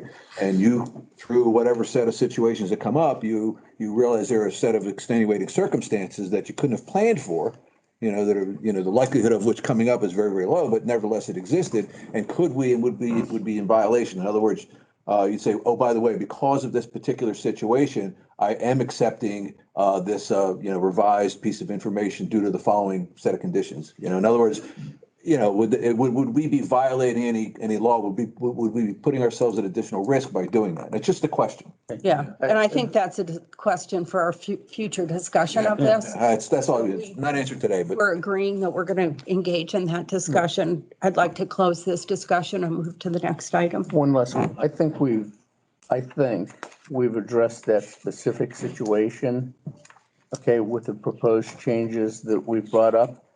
Because one of those changes, we very clearly clarified the responsibilities of the secretary. And I believe that very specific clause, if it was applied to the past situation, and Rick, I hate to use your name, the Rick situation would have permitted documentation to come in and would have permitted her to declare Rick eligible after the May 15th date, but before the ballots were printed. All right, so I think one of the things that we need to do collectively is just confirm that, because if that's the case, then that addresses the, extenuating circumstances. So I think let's. But that also presumes that that's going to pass the referendum. Yes. True. And if it doesn't, we still had this discussion and we'll still have some homework to do. Yeah. That's fine. Okay, and so the next item is the attachment B, which is the candidate application form. And this candidate I think that this also needs to be withdrawn at this time because the referendum ballots are going to be back the day before, what is it, the 29th of April. May 1st is the first date that we will accept applications. And if, we either work with this application or the new one. And so, how much time do you think you would need, Carol, to get the new application, to have the votes counted so that we can change the application form in light of what the votes. Referendum. Good grief. Yeah. We're talking about 24 hours at this Yeah. point. So I'm thinking that it's maybe If it was easy, anybody could do it. yeah. So I think there are items. It's not due Turns to out it's going to be us. for next year. Right. Yeah. It's not due to the elections committee until Right, May 15th or 20th rather. And there's also another portion here, if not enough candidates are running to fulfill the requirements, or that we try to fulfill the requirements, that there's at least 2 positions, 2 people extra over the amount of positions. That extends the date also, which gives some kind of a cushion. If there's not enough candidates and there's one hanging in there that needs more information, that person would be covered. But Yeah, I think that's the secretary. Yeah, but the problem is that at this point, we don't have an application up there. Right. So I think next meeting, we need to approve something. So I think we ought to go back to discussing this, looking at this, and in the March 23rd meeting, we need to be prepared to approve changes to this. Okay, so I'm withdrawing this for today. Now we're moving on to new business. Larry, you have a motion to approve the budget. And I move to approve the 2022/2023 budget as presented, reflecting total revenues of $13,951,508, operating expenses of $13,951,508, bulkhead drainage and replacement expenses of $1,169,921, and capital expenditures of $1,302,255. The assessment rates as approved would be non-water at $896. The non-water estates would be $1,334. The water lots, $1,511. Water estates, $2,266. Water non-bulkheaded rates, $986. Water non-bulkheaded estate, $1,479, and commercial properties, which I believe we have 3 of, at $7,579. Purpose and effect. Approval of the motion will allow the use of these funds as noted and operating and capital expenses associated with the general operations of the association. And the background, the budget's gone through a thorough review by the general manager and his team, by the Budget and Finance Committee, and by the Board of Directors. The budget was posted on the OPA website for review by the membership. A public meeting was held on February 1st, 2022 to present the budget to the membership and have an open discussion with the membership to address any questions or concerns.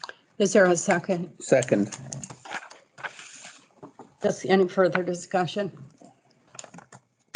Okay, all in favor of approving this budget, approving his motion as presented? Aye. Aye. Any opposed? Okay, budget is passed. Larry, you have a motion. We get a picture with everybody's hand up.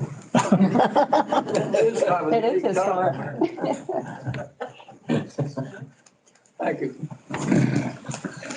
Move to establish a 6% interest rate for delinquent fees for the fiscal 2022-2023 budget.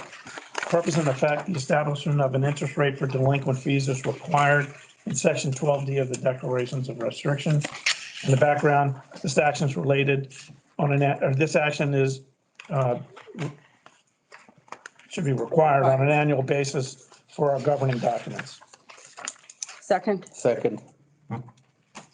any discussion? Okay, all in favor of approving his motion, say aye. Aye. Any opposed?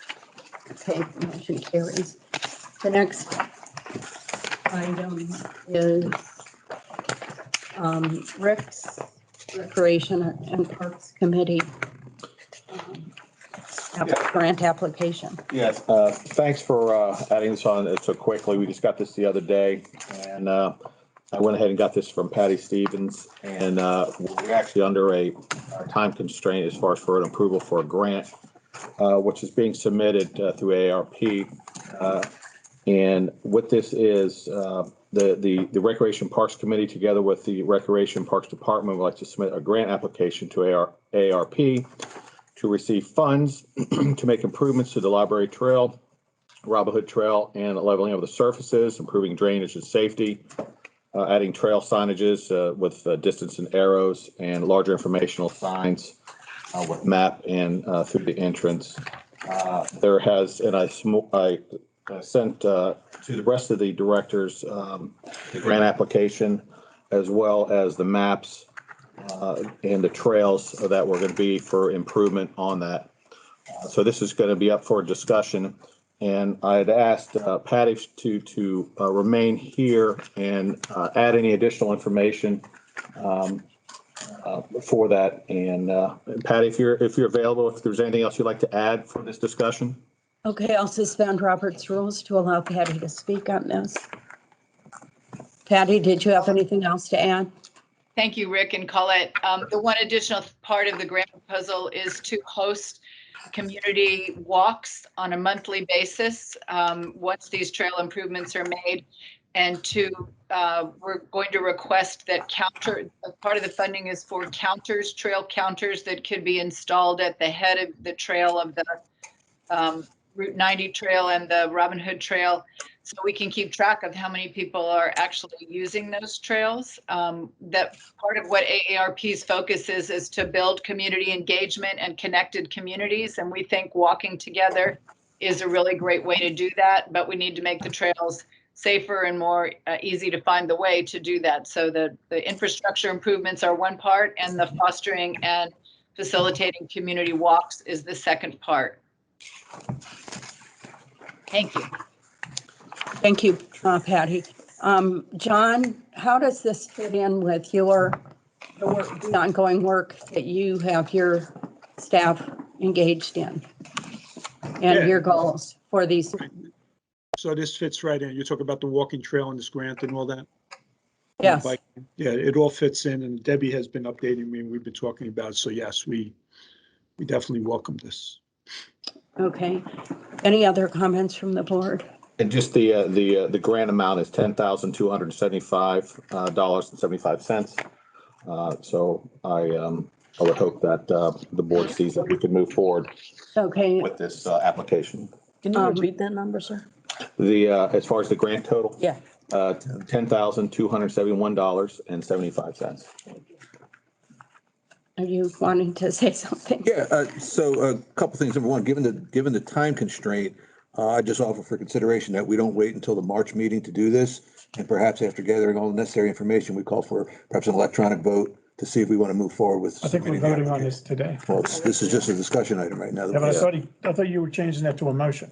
Well, I would like to change it to if I can. Well. He's learning. Okay. I put it up for discussion today because of the time. Rookie mistake, buddy. Can I take a mulligan for that one? Can I offer the chair some parliamentary experience? Since we are not under Robert's rules right now, I find nothing to restrict you from accepting this from a discussion or changing it from a discussion item to a motion. I will certainly accept. Although it's a stretch. So, is there a motion? Make a motion. Is there a motion? On the agenda. Yeah. Yeah. Okay. I have some good data from the Strategic Planning Committee regarding this and support. And I just want to give a shout out that they are having a town hall on March 2nd, Wednesday at 6 o'clock, and that's virtual. They did a lot of demographic data. And I noticed, Patty, you had some of that included. The median age in Ocean Pines is 59.3. And 38.9% of our residents are over the age of 65. So that's 4,730 residents. So that definitely is supportive of an AARP grant. The main population in Ocean Pines is 60 to 75. The community survey also showed that the #1 response was for improved walking trails and bike trails. There was a very high interest, and that was across all demographics, including full and part-time residents. 36.2% of the survey respondents were very or extremely interested in improved walking trails. And in the survey, the walking trails had the highest claim of usage, with 1,216 of the survey respondents, or 66% of all the respondents, said that they use the trails. So I think this would be great if we can get this. 51.1% of all of the residents were satisfied with the trails, but saw improvement.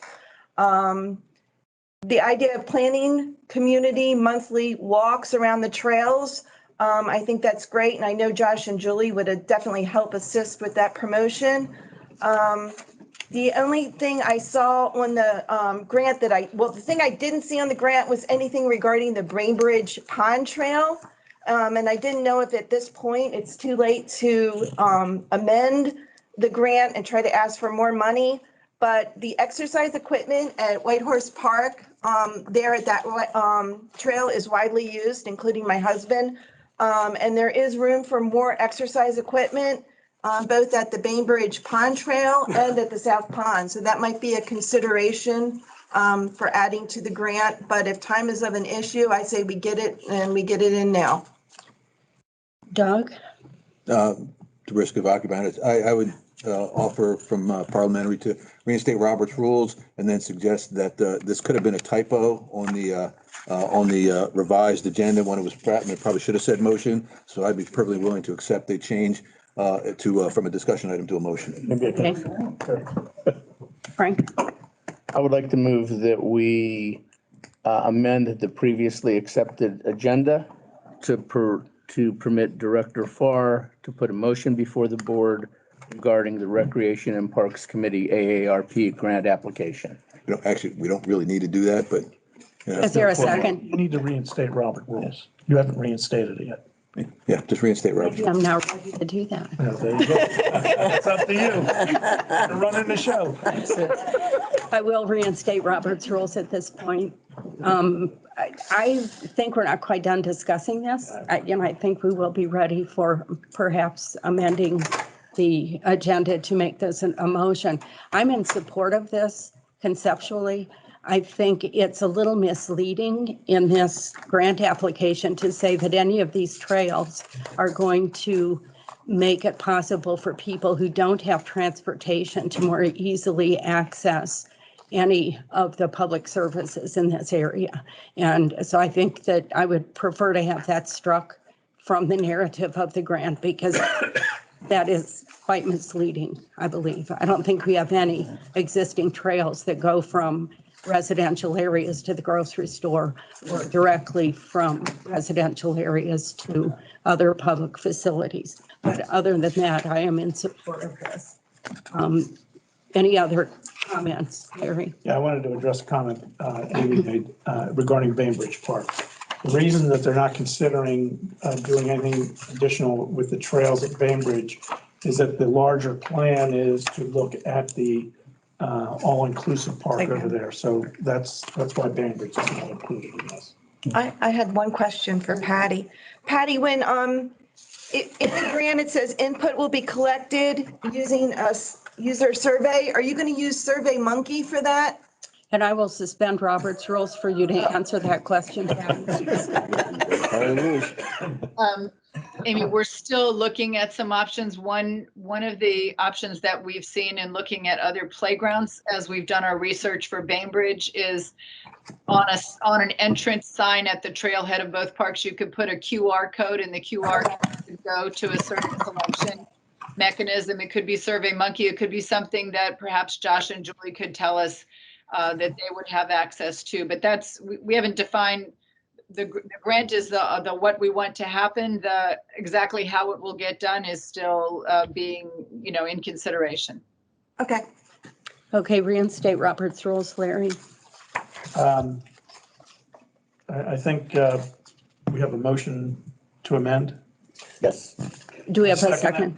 Okay, all in favor of amending the agenda to allow Rick to add a motion regarding this initiative, please say aye. Aye. Any opposed? Motion carries. Rick, do you have a motion related to this initiative? Yeah, I'd like to add the amount. Yeah, I'd like to add the motion to submit the application for the grant for the AOP application for the grant to receive funds for trail improvement. For a total of for the $10,271.75. Is there a second? Second. Any further discussion? All in favor? Aye. Aye. Any opposed? Motion carries. And I goofed up on the agenda here. I skipped over the resolution to change the resident agent on the liquor license for OPA. And so I have the resolution here that states at a meeting of the Board of Directors of Ocean Pines Association Incorporated held on February 23, 2022, the following action was taken. Removal of Larry Perone as an officer on the liquor license addition of Colette Horn as an officer on the liquor license, acknowledgement of Larry Perone's removal as resident agent for the Ocean Pines International Yacht Club Incorporated. Colette Horn was appointed resident agent of the Ocean Pines International Yacht Club Incorporated. Okay, next item, Josette, you have a motion related. We also had the beach club. Yeah, the beach one's one. And the golf club. Yeah, three of them. They're all here. Three of them. Sorry. Same for the beach club and the golf and country club. Thank you. And Josette, you have a motion related to the electronic voting initiative. We were gonna do a presentation, so I'd like That to- would be in the discussion. it would be in the discussion, so So- we'd like to. Would you like to read your motion? So the motion that we have was to have the general manager review the financial documentation and product subscriptions for an electronic voting system to determine what would be best suited for our community. And I've asked the chair of the elections committee to come here today, and if you will suspend Robert's rule to allow for the presentation, we'd be certainly delighted. to- Okay, so do we have a second to this motion? I have a point of order. Yes. Yes. So this, if I understand this, this motion is to direct the general manager to continue looking into this? Is that what this motion is? No, it's to allow him to look at the data that's going to be provided and for him to make some decisions, whether this is what would be best suited for our community. And we don't need a motion to do that. The board can just direct him, which I think we have done. Okay, I'm a rookie. I stand with Rick. You get a mulligan too. Doug? Yeah, and I'll agree with Larry. If we're directing the GM to look at this, because at the end of the day, this board would look at the information that the GM gathered and determine whether or not we want to move forward with the concept of electronic voting. So to your point, all you need to do is basically, we would agree that we want to direct the general manager to look at it. Yeah, and I would say that I think the research has been done and that we will receive a presentation on that research today. And that perhaps at the end of that presentation, we would want to amend this motion to move to accept one of these options. And I think we have the authority to do that. Excuse me. Change the motion. Pose a friendly amendment. Yes, yes. Okay. Okay, so I will suspend Robert's rules so that we can receive this presentation. Thank you. Hi, Carol Ludwig, 5 Sandpaper Lane. Hey, Josh, do you have our display, although everybody here has it? Thank you so much for, providing us an opportunity to show you what we have found in exploring online voting. Members of the committee are here today. There's Bob, there's Jean, and we saw Bob in the other room, but I think our other Bob might have taken off by now, but that's okay. All right, the overview, next slide, please. Because we want to give you a background of the current process, because I don't think a lot of people really understand what happens right now. We're going to show you the advantages of online voting. We have some ideas about counting resistance. General online voting process, clear up some of the fears involved. The estimated cost we have from 4 vendors. Now, these are just estimates, and they're different services they require. And also a summary of the next steps that we think should be taken. In the current process, as you can see, we send out the business reply envelopes, the elections material. Oh, you can switch the slide for me, guys. Thanks. Say next slide. Right. So this is the way we do it, tabulate it with a laptop and a program on a scanner that feeds it into the laptop. So we have to scan them. So our bylaws at this point, which has been addressed earlier, we cannot identify eligible voters until 35 days before the deadline. So that's the turnaround, that we can't even put them in the mail until 35 days before the deadline. The process right now is obviously negatively impacted by the Postal Service.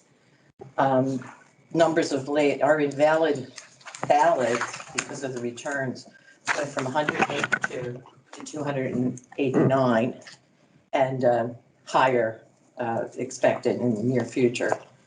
The committee must manually search received ballots to check for duplicates. So we have to put the envelopes in that have been separated from the ballots and actually go through them by section to identify duplicate ballots, which we have found one or two at certain times. The ballot scanning process is slow. It's 5 to 6 hours, and that was just for the ballot. With the upcoming referendum, depending on the size of that ballot, it may be an extended period of time. All right, and we have concerns about the security or the lack thereof with transparent envelopes, with people thinking the Postal Service is going to open up their mail and see who voted how.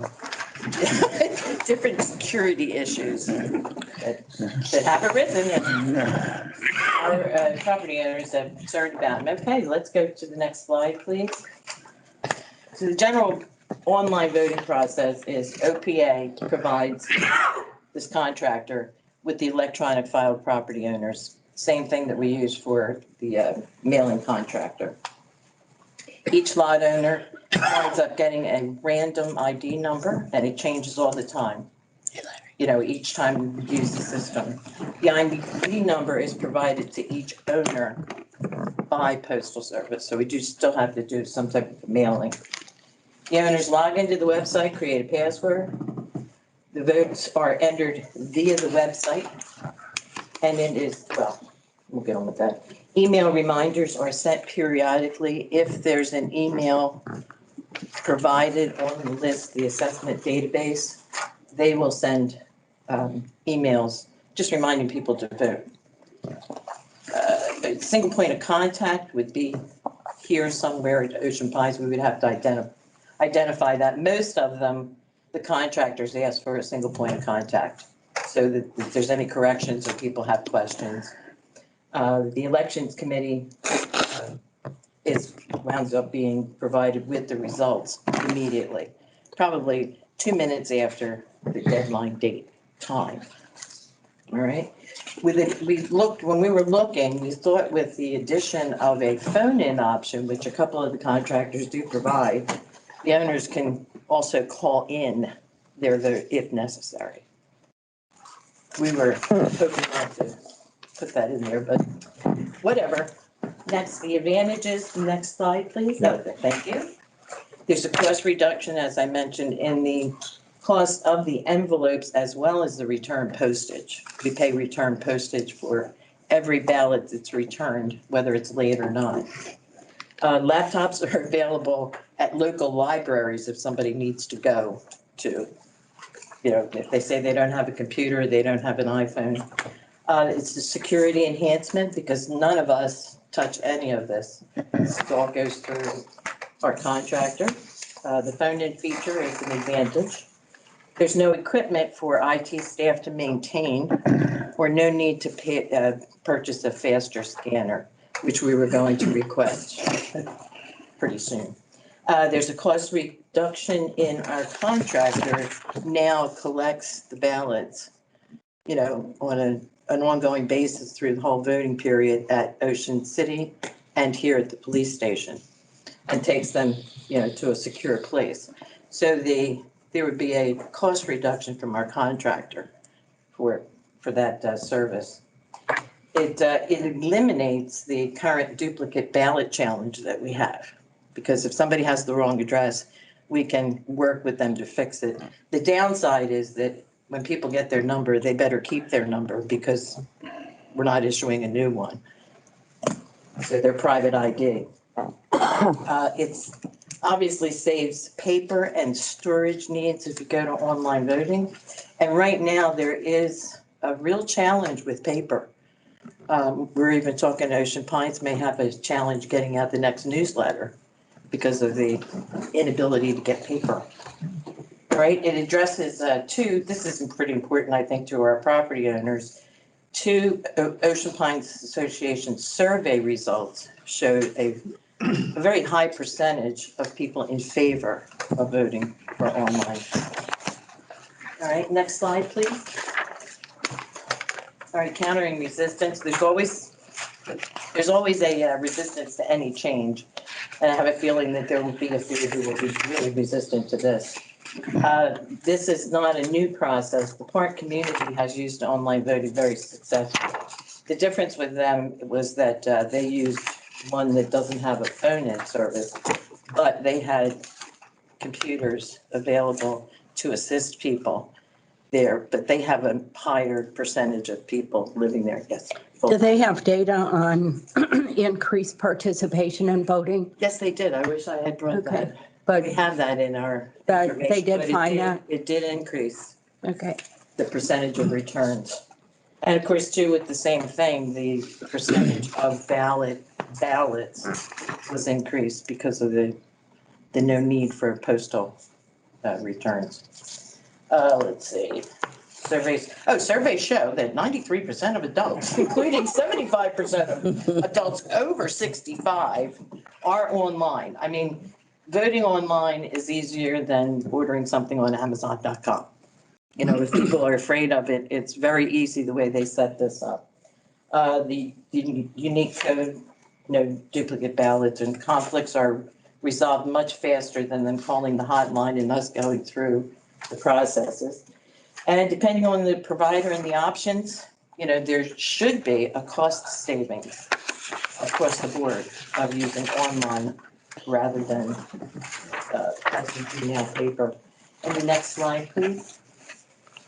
This is just an estimate. We went after 4 known electronic voting. And if you look across the top line is really the most impressive for us because that's the service that we're possibly looking for. And that's the cost. So Clear Ballot, I'm not sure exactly what all of that was, but we added in the price of phone-in features. For $800 more, $900 more, we could get a phone-in feature. Some of the companies provide that they'll print them and mail ballots. But the cost that they're projecting for us is really just the ballot, the instructions, and maybe one 8.5 by 11 sheet. Our mailings include possibly a referendum information, the annual meeting notice, the fold out on our candidates, that information. So we would probably not look to them as we work through this. We would probably not look to the companies to provide that mailing. We would keep that under our control, sure. So you're saying that even if we go to electronic voting, we're still going to send the ballots out? No. We would send out the ID number and the instructions on how to vote online. Okay, Or so call it'd in. basically be just a sample ballot. Probably, yeah, a piece of paper, yeah, that shows what you will see when you go online. Is there consideration for a hybrid method where you do send the ballots out and people choose in their home to use that ID number or to vote by paper?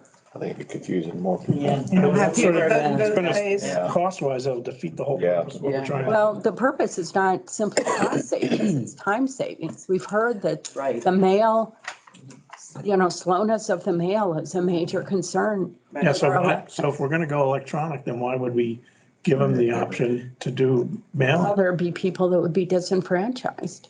Well, they can phone in.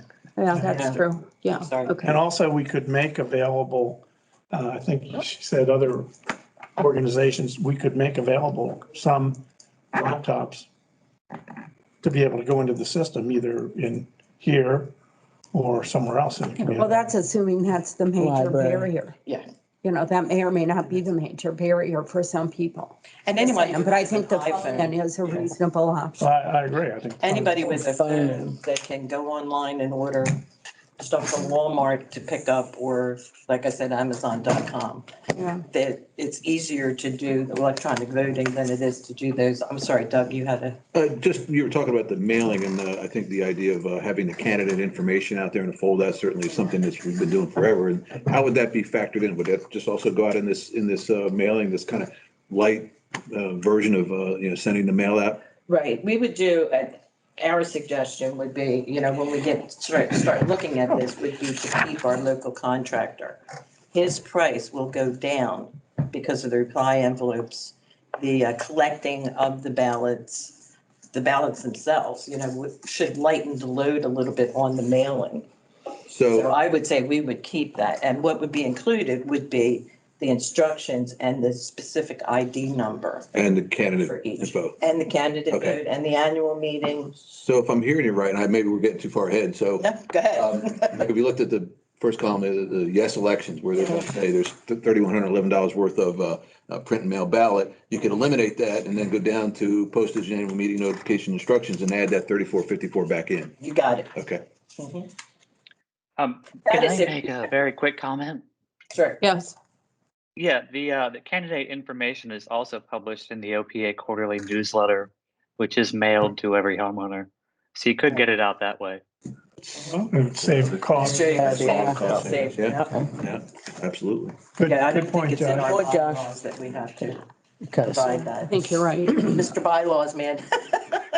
Saving my questions to the end here. Yeah, so Okay. we'll fix it. Okay. So anyway, that was just some estimates so that we could show you across the top, like Vote HOA is what the park is, that's the company that they used. And they were the cheapest, pretty much, because they only provide online and nothing else. Simply Voting, Election Trust, Yes Elections, were all, when we looked at them, they had good information, they had good background, all of them have information about their security, the Better Business Bureau, being allowed to do online voting in the state of Maryland. Any more questions about that? Yes, dear. At the end, I have 4 questions. Wait till you're done, Carol. Oh, okay. Yeah. Because our summary is, next slide. We decided to put our foot right out there and say that we strongly suggest that the Board of Directors vote in favor of online voting with a phone-in option, which would be looked at by our general manager, obviously. Association members have generally been in favor of online voting through 2 surveys. It's already been used, so we know that it's legal. Online voting streamlines our process for both Board of Directors and referendums. It ensures every vote counts and the results are available promptly. Okay? Yes. Okay, now, don't want y'all to take me out back and beat me up for asking these Go ahead. questions, okay? First one, let me address this to, I think Jim can answer it as well as. Does this require bylaws change? Because as I recall, there's a statement in the bylaws that says the ballots will be mailed. Well, we did suspend Robert. Yeah. Yeah, we have. So that's the first question. While you're looking at it, I'll go to question 2 then, okay? I'm okay with electronic voting, provided that we have a security trail, because, an audit, a paper, I don't even want to say paper, a trail that really handles what I want to say is that what happens if a person says, I can't vote because it shows I've already voted. Okay, if one person shows that, you can resolve it. If a whole bunch of people show that, then you might have a problem that requires an audit. And I would like to know what that audit is before we get in deep in that, so that we don't have to do it. Okay, can I answer part of that? Yeah. Okay, everyone is given an ID and they also log on and they have to create a password. Right. So that if they get to that point, that means that they're a confirmed person that can vote. If someone else voted in their place, in their household or whatever, then you're talking a challenge. Yeah. And they can give us information as it goes along. They won't give us how people voted, but they'll tell you how many are voting. Right. I'd still want to really have us review and go into what ifs on that security and that audit. Here's another question that kind of relates to the bylaws thing. Is it now time for us to require the lot owners to give us an email along with to put on their assessment document? Because, we could reach out to a lot of people a lot faster for information that they say they can't get if we had an email to reach them at. Just ask the question, not thing. And then I'll let Jim answer before I go to number 4 here. If this requires a bylaw change. I think it depends on what you're going to try to do. Can I clarify what the motion is for today? What is the motion? Well, there is no motion at this point. We don't have a motion. Right. The motion is to go to this format for this election. Okay, I understand. Section 5.03C. The Elections Committee shall supervise the printing of ballots, the mailing of election materials to members eligible to vote, and the procedures for safeguarding and tabulating returned ballots. I don't think there's any question that you're going to mail out and get it back. Yep. So going to electronic requires a bylaw change. That's correct. That's what it sounds like. With an exception, there is a Homeowners Association Act provision that may require some interpretation. Hang on a second, let me get the right one here. 11B-113.1 I'm sorry, that's electronic notice, not electronic transmission of votes and proxies. That's 11B-113.2, electronic transmission of votes or proxies.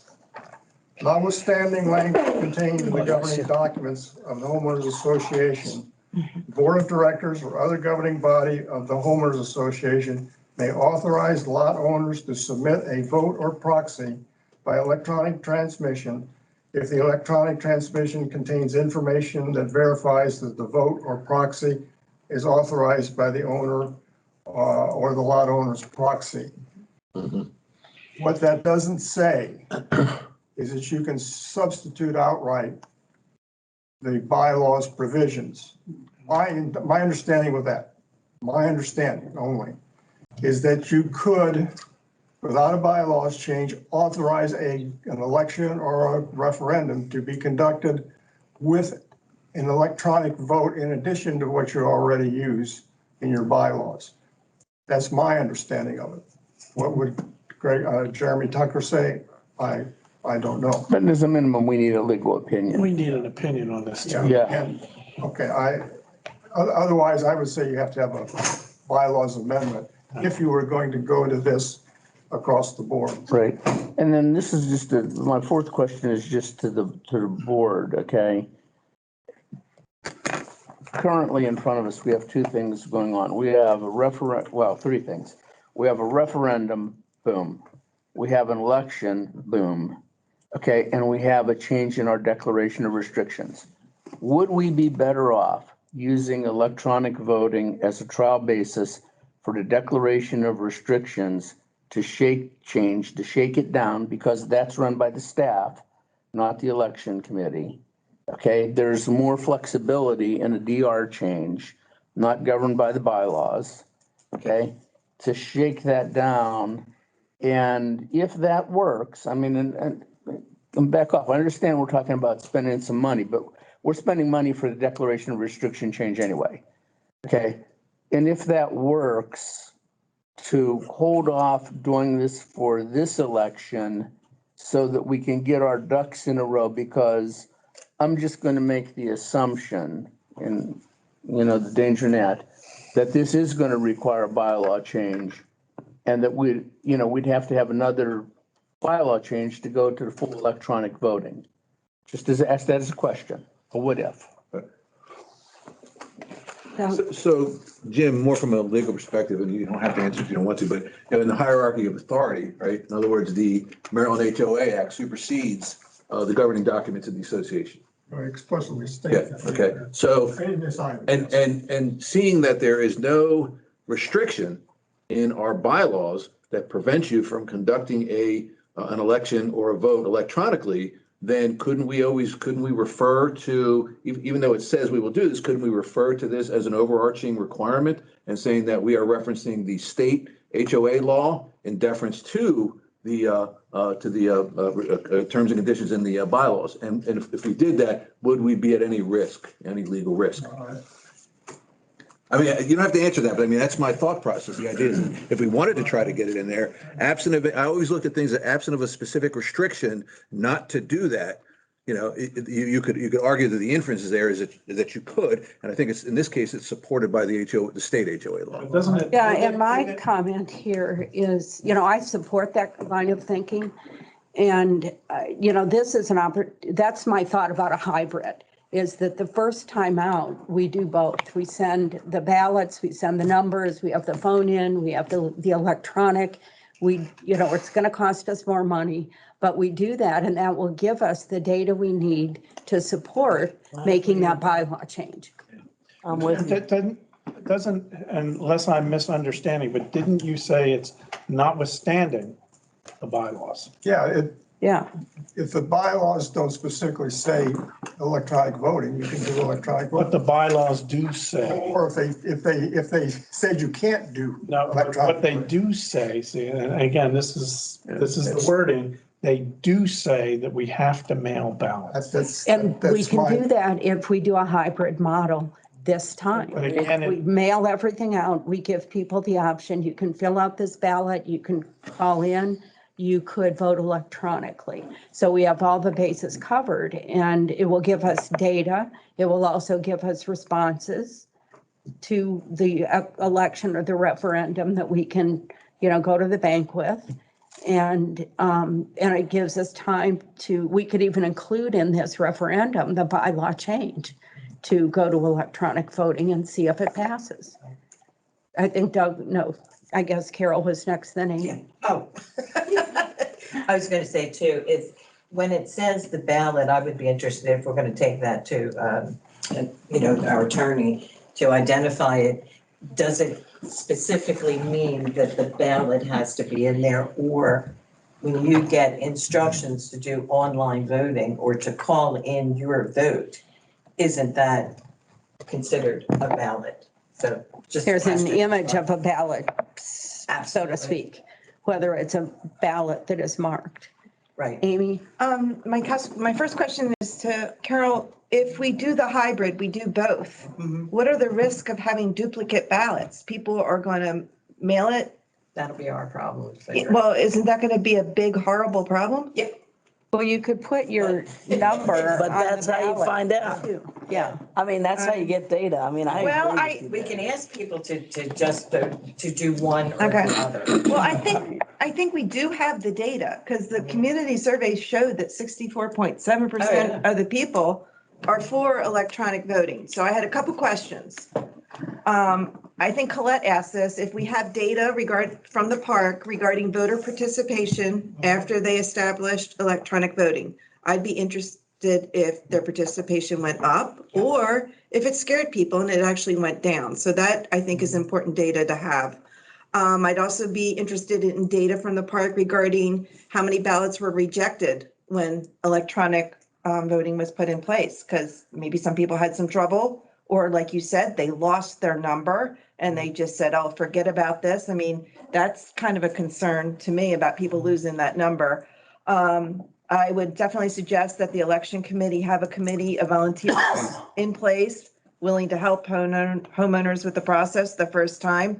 I know Josh has been great. His Microsoft Teams tutorial has been so helpful for a lot of our older residents. So I would suggest a tutorial be done by Josh and team online. Here's how you do it. And the park had that computer based, but I think that our librarians at the library could definitely be trained regarding the procedure, even have a little manual printed up there at the library. So if people do go to the library to do their vote. But I do think we definitely need the phone in option here. We have a lot of visually impaired homeowners, and I don't want to see anyone disenfranchised. But I think that data from the park, if we can get that, I think that would be really helpful. I know that their percentage went up. I just don't have it. Yeah. Okay. Larry? Yeah, I have a question too. And how do we handle suppose I vote this year, I get a number, I'm able to vote online. Next year, I don't pay my assessments. I'm still gonna have my number. Are you gonna issue a number every year? It's cleared up. Okay, that was my And question. not only that, if we provide the online, if we get a contractor, they are only provided with our eligible voters. Well, again, I guess I misunderstood. I thought we were gonna be issued a number, and then that was gonna be the number for every election going forward. Okay. No, it's randomly selected each time. Doug? So, question, the idea of a hybrid is intriguing, but one question comes to mind is would that be a source of confusion for some people? And the second thing would be, and you already answered, the question is what kind of administrative burden does it put on the elections committee? So it has merit, but I mean, if we really kind of break it down to a level of practicality, I'm not really sure that it's going to be a viable solution. Second part of it is, I think getting the data from Park would be interesting, although be advised that the sampling is 500 out of 8,000. So you'll have to do the extrapolations accordingly. It's also a skewed age Yeah. demographic. Well, I was going to say that, I was getting ready to say, and then also, but that on the plus side is you've got a demographic that if anybody was going to be resistant to an electronic environment, you'd probably get it out of that group. So if you've got some percentage of participation in electronics, I think I would probably go out on a limb and say that could probably be translated into the general population of Ocean Pines. So I'm not as reluctant to try out the electronic voting this year, assuming that we do. You brought up a good point. I mean, we have to do our homework to make sure that they're educated, it's well publicized. We have the ability to be, inclusive, of everybody. I don't have a computer, I don't have an email address. What do I do? Okay. Yeah, and I Gotcha. don't think that we can count on the library giving their staff resources. Kiosks. We can provide volunteers at the library. That's a county. But that's a county facility. Yeah, I was gonna say, we could put it. It was just sort of laptops. And just one more thing to add to the park, we were saying it was 500. And that's why we looked at, pricing it out. There's also a very high percentage of people who live in the park full-time, especially at the time of voting. They're usually, if there's snowbirds, they're back. So you have a higher percentage of people who are going to vote in your smaller community. But given the time constraint, Doug, the reason I suggested doing this for a DR change, the DR change goes out to all 8,452 homeowners. So we don't have to extrapolate data. We'll have it in front of us. They're either going to respond or not. Do you know when that's going to happen? It's based on John's staff, not the election committee. So that is not going to burden them with the possibility of, kind of decide, let's look at the North Star implementation. I know what these guys. Why is it going to be John's staff and not? Apparently it's traditionally been run and it's out of their scope of the committee activity. It's not a referendum, and unfortunately, you're looking for multiple return dates. Of information. But it's either a referendum or a vote. So why wouldn't it be in their purview? It's been run differently in the past. That's what, I was kind of surprised to find out myself. And apparently in the past, just to kind of digress a little bit. Frank told me it was not a referendum and that But it is a handle referendum. it. These DR changes apparently in the past were run by the chief financial officer in conjunction with support from the attorney, John Moore's office. And you can send out multiple, when people don't respond, after the first wave, those that have not responded, you can send out more ballots to them until you get the, let me say this from memory, 50% plus one. For that, and you do it by sections. Yeah, I understand all that, but if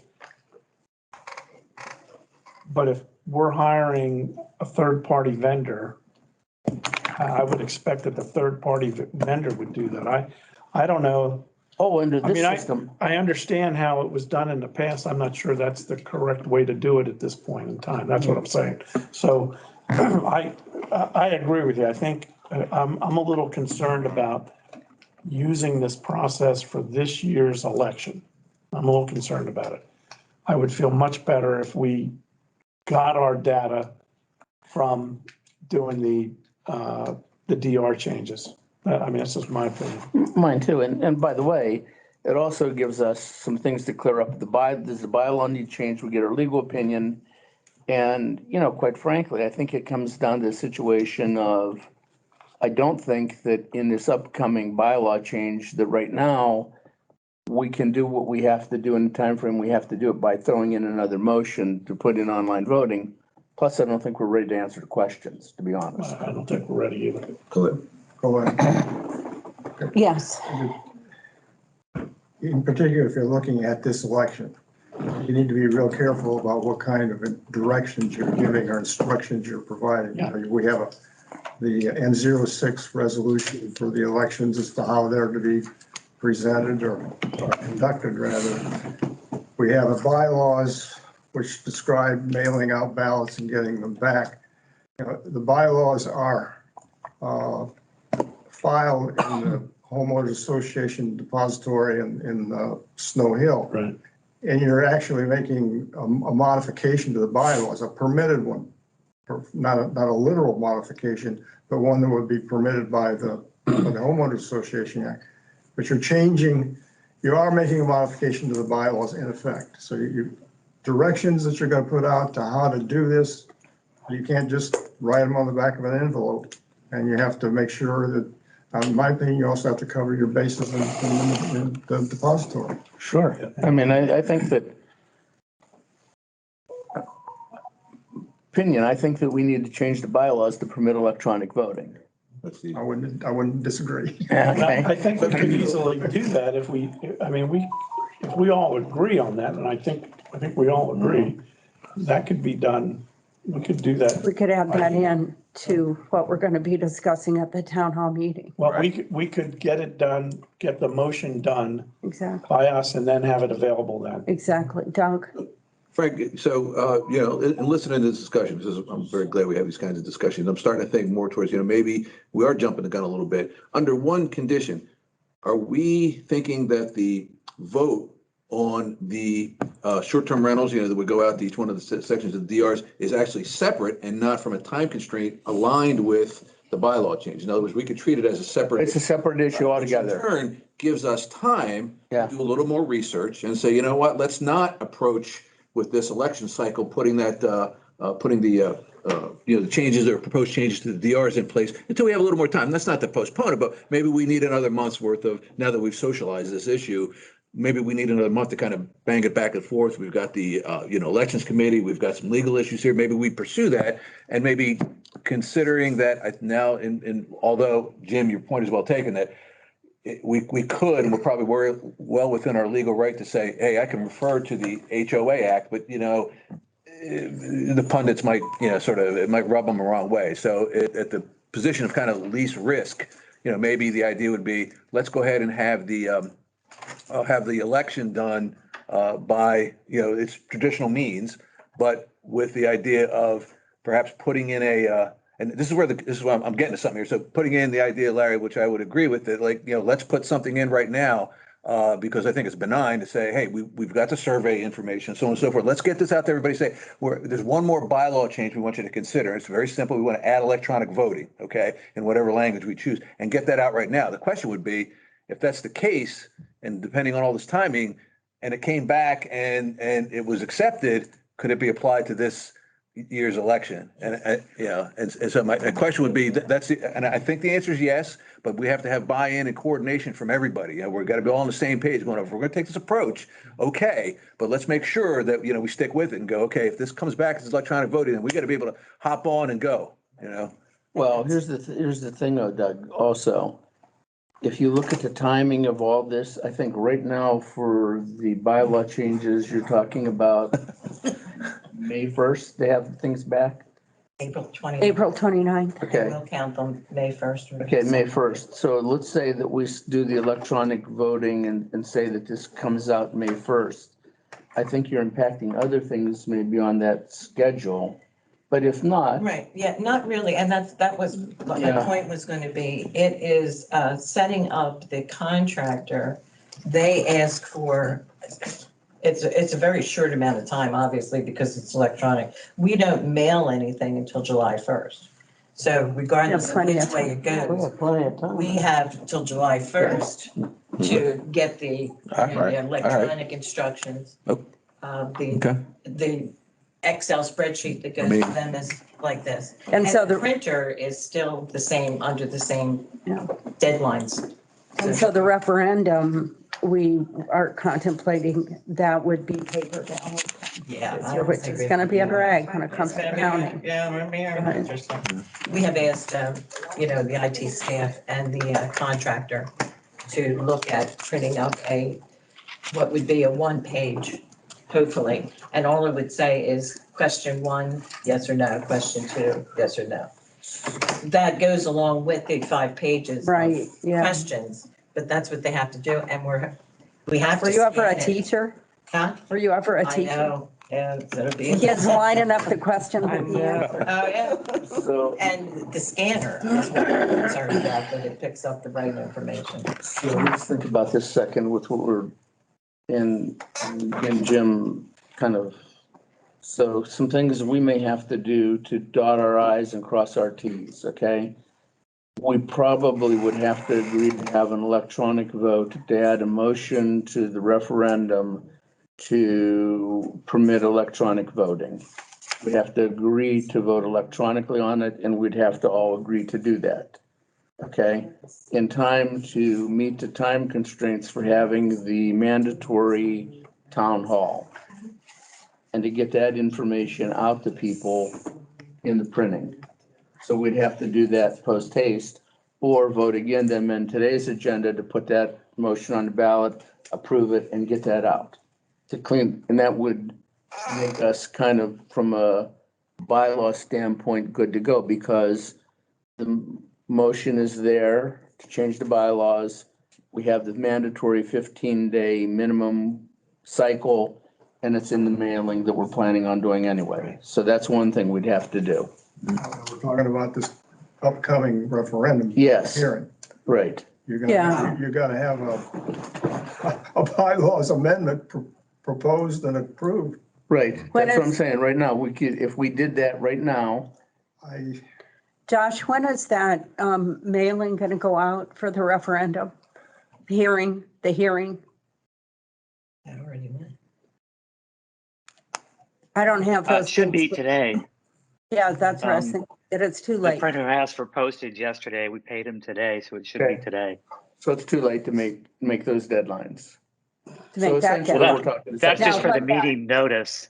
Yeah. But in the meeting notice, there was a list of all the Right, and that won't be included. motions, and that won't be So I included. think that's I really think that we're dancing with the devil to try to do it in this referendum.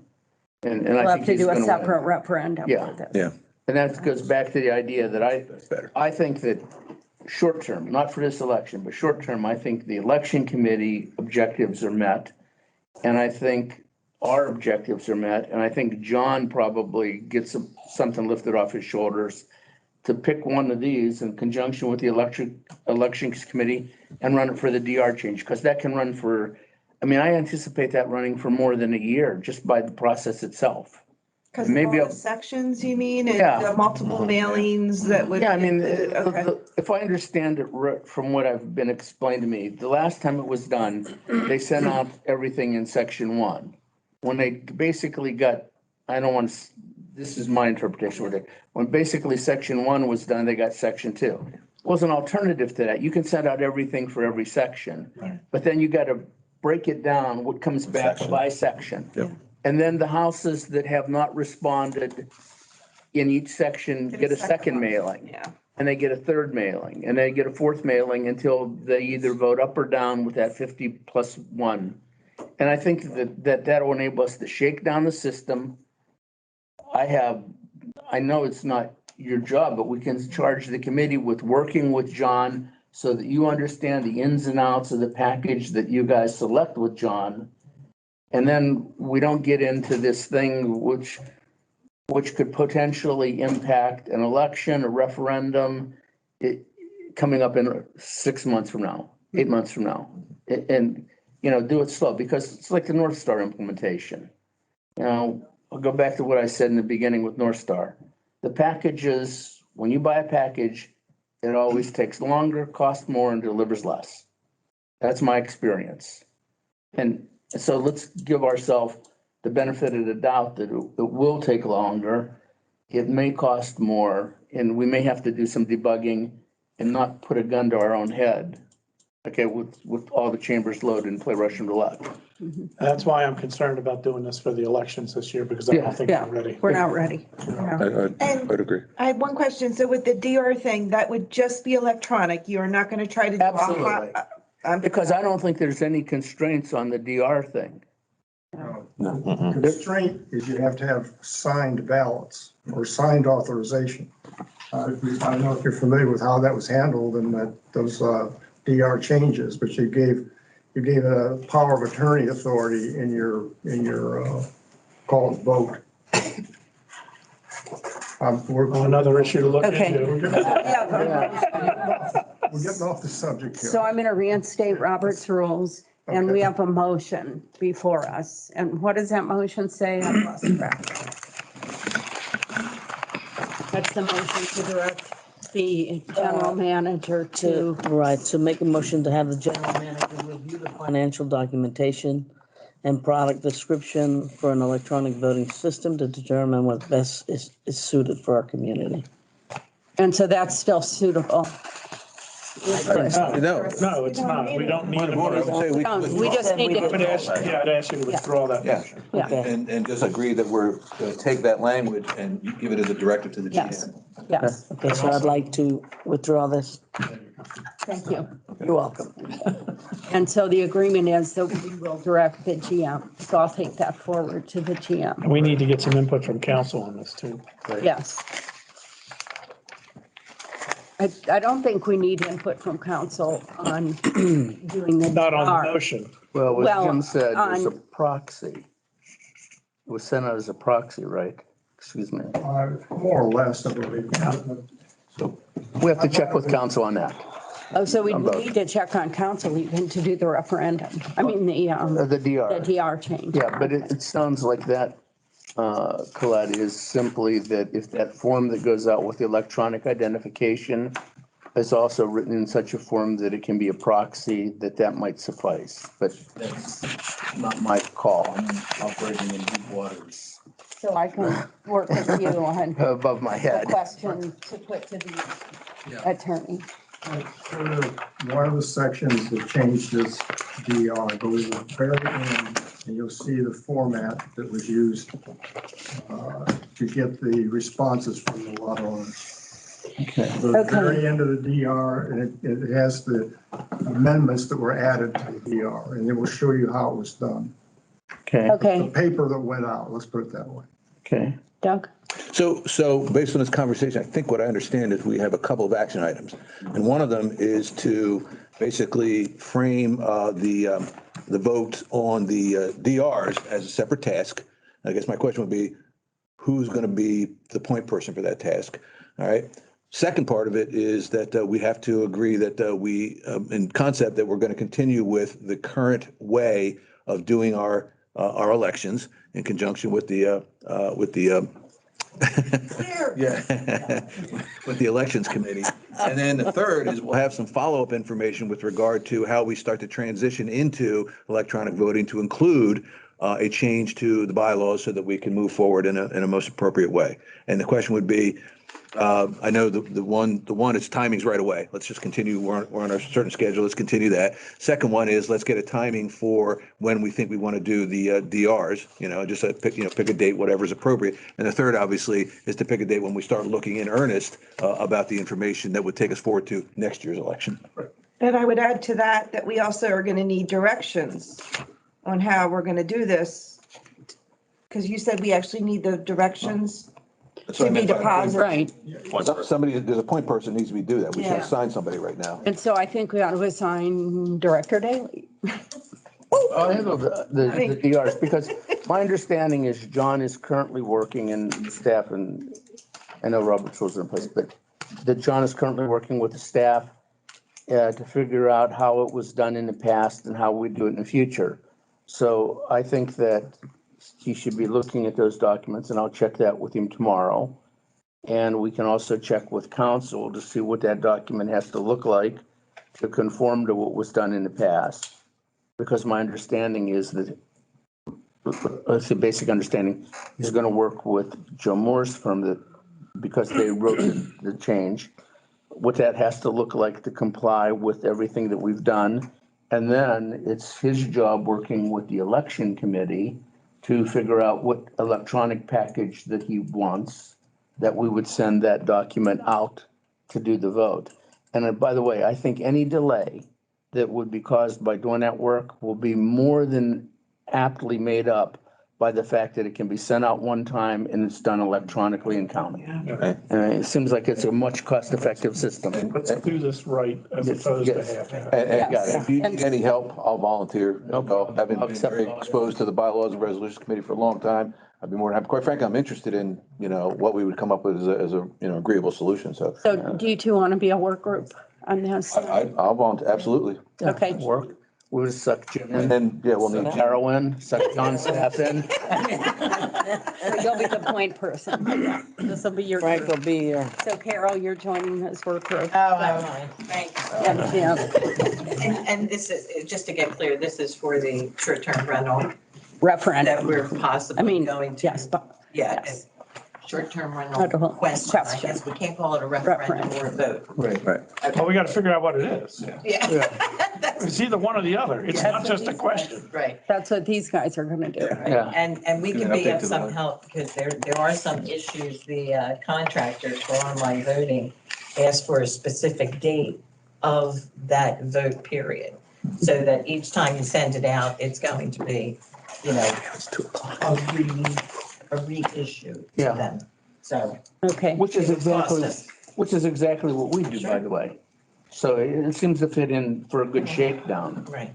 All right. It's still Okay, not gonna so we've cost got a as much work as group the mail. established. Frank is going to give us regular updates on this. Oh, sure.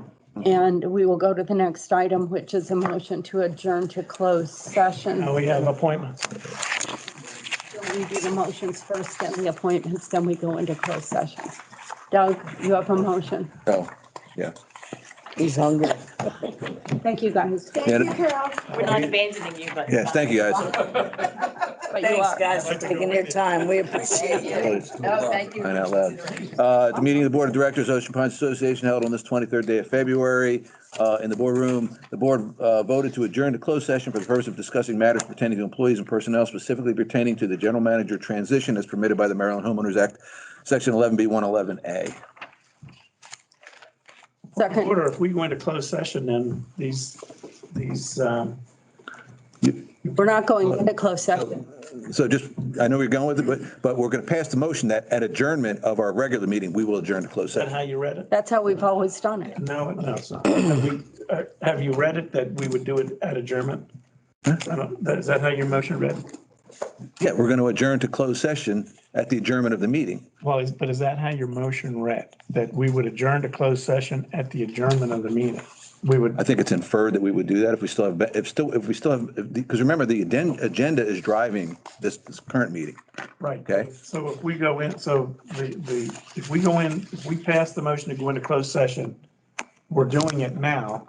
And then when we have, Doug, read your motion. It's to adjourn to closed session, okay? We're going to adjourn when we have the adjournment of this meeting, because remember, we're still being. Again, I don't want to be argumentative, but that's not what your motion is saying. Every motion that we've done. Can I offer a friendly amendment? Please. The friendly amendment would be a motion to, upon adjournment of this meeting, to adjourn. Okay. Okay, do you accept that? Yes, I do.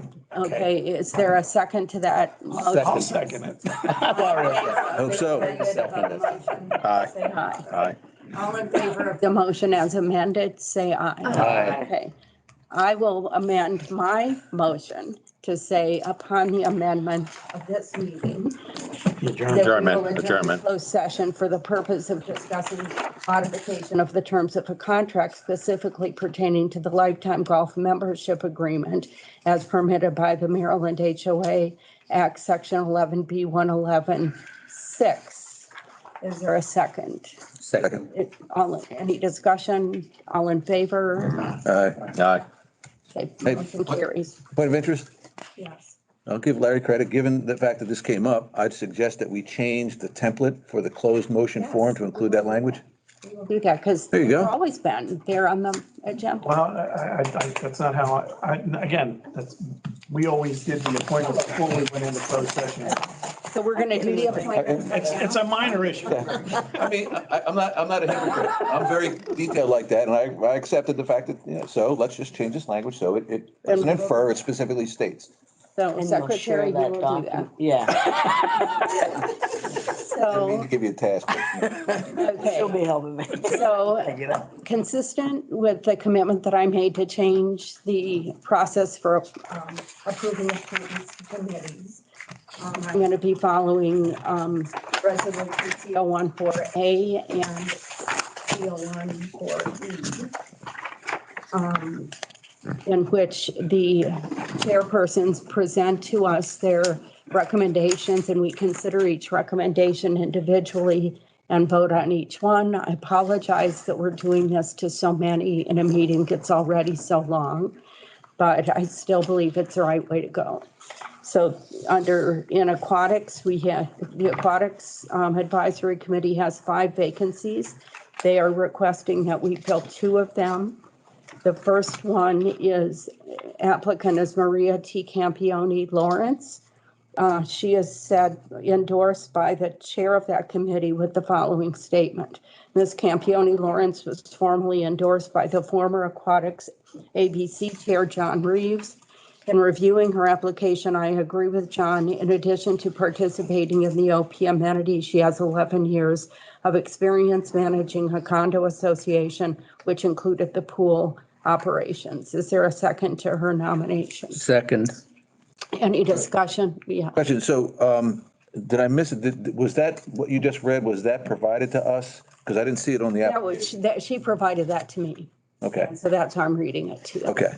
So kind of Her maybe, application went in before she received this information. okay, so so are all of them like that? In other words, again, just because it's a new process here, so is it that the committee chair will send in that information to you? No, I've advised the committee chairs to put it on the application. Okay, very good. Whatever they put. I was going to say that's really, okay. Yeah, but she specifically asked, since she had already submitted it, to have this read. Very good, thank you. So all in favor of approving Maria T. Campione Lawrence? Aye. Any opposed? Okay, Ms. Campione is approved. The next one is Monica Rakowski. I also have a statement from the chair that was submitted after the application came in. As a former employee of Baltimore Recreation and Parks, Ms. Rakowski has experience serving on numerous committees. Additionally, she has a healthy background in providing high-end software solutions for large corporations. She was formerly a product manager for CCSI and is currently a senior consultant for Trintech. This senior position requires profound understanding of identifying and assessing customer needs, combined with the ability to facilitate cost benefits analyses. She would serve our committee very well. Is there a second to her nomination? Second.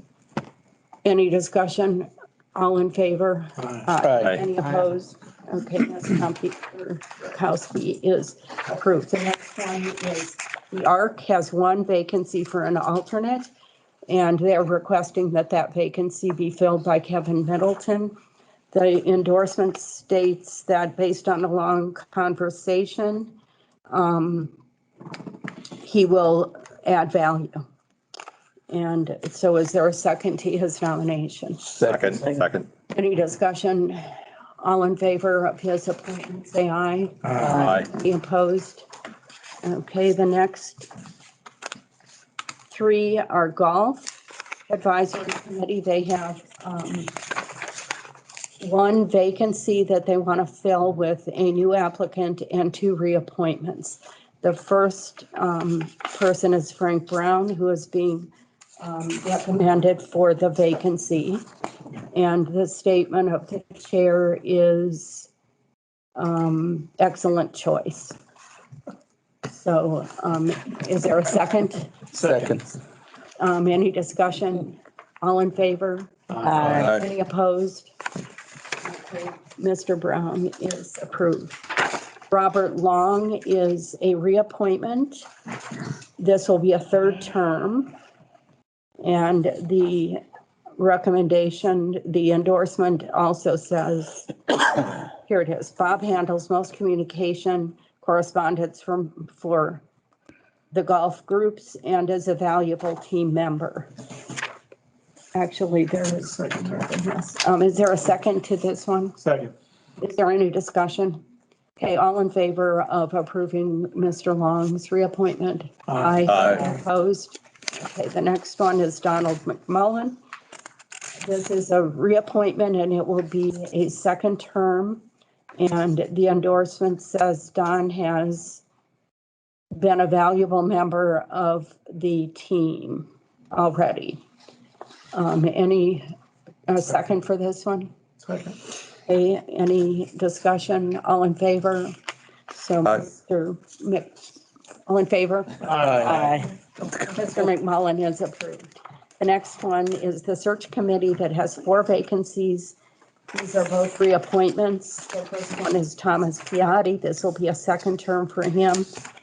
And I endorse him as a member and as a chair based on his prior service and success in that role. Is there a second? Second. Any discussion? All in favor? Aye. Any opposed? Okay, Mr. Piatti is approved, and I'm also appointing him chair. The next one is Andy Davis. This is a reappointment to a second term. The endorsement states Andy is a skilled writer and did great work on the committee last year. Is there a second? Second. Any discussion? All in favor? Aye. Any opposed? Okay. Ms. Davis is appointed. Strategic Planning has 2 vacancies. There are 2 applications. The first application is Frank Brown. The endorsement states Frank will be an outstanding addition. And is there a second? Second. Second. And is there any discussion? All in favor? Aye. Any opposed? Okay, Mr. Brown is appointed. The next one is Stuart Lackerman. The endorsement says approved. This will be a new appointment. Is there a second? Second. Is there any discussion? All in favor? Aye. 2. Any opposed? Aye. 3, I guess Mr. Lackernick is not being appointed. Question permitted? Yes. Do you think it would be helpful to folks moving forward who would want to sign up for a committee as to some of the reasons why one would get, not approved for a committee? In other words, it would help them understand what kinds of things that, would cause the board to not consider them for a committee. I guess they would probably like that. Does anybody want to state reasons why they voted against this applicant? Or do you want to keep it to yourself? No, I think what Doug's asking for is not a specific thing, which but I think you're asking for a policy statement from the board. No, not a policy statement. I just think that, in this particular, in other words, you'd have to say specific things about this particular, appointee or potential appointee that led you to believe it. So that if you say that same condition, exists with someone else, they might go, well, they've turned down this individual and I kind of fall in the same category. Maybe I shouldn't apply for a position, because as a volunteer organization in many years of my life, one thing you don't do is turn down a volunteer. Sure. And I mean, my answer, which would probably, I would refer you back to his comments on last year's election to the election committee, and Steve Haberger's comments back to him. And I don't have them at the end of my, I don't know what they are, but okay. Well, I guess what I'm maybe inferring. There's no requirement to explain or vote. That's it. That's the bottom line. Okay. Okay. Fair enough. Okay, so we can adjourn to closed session. It is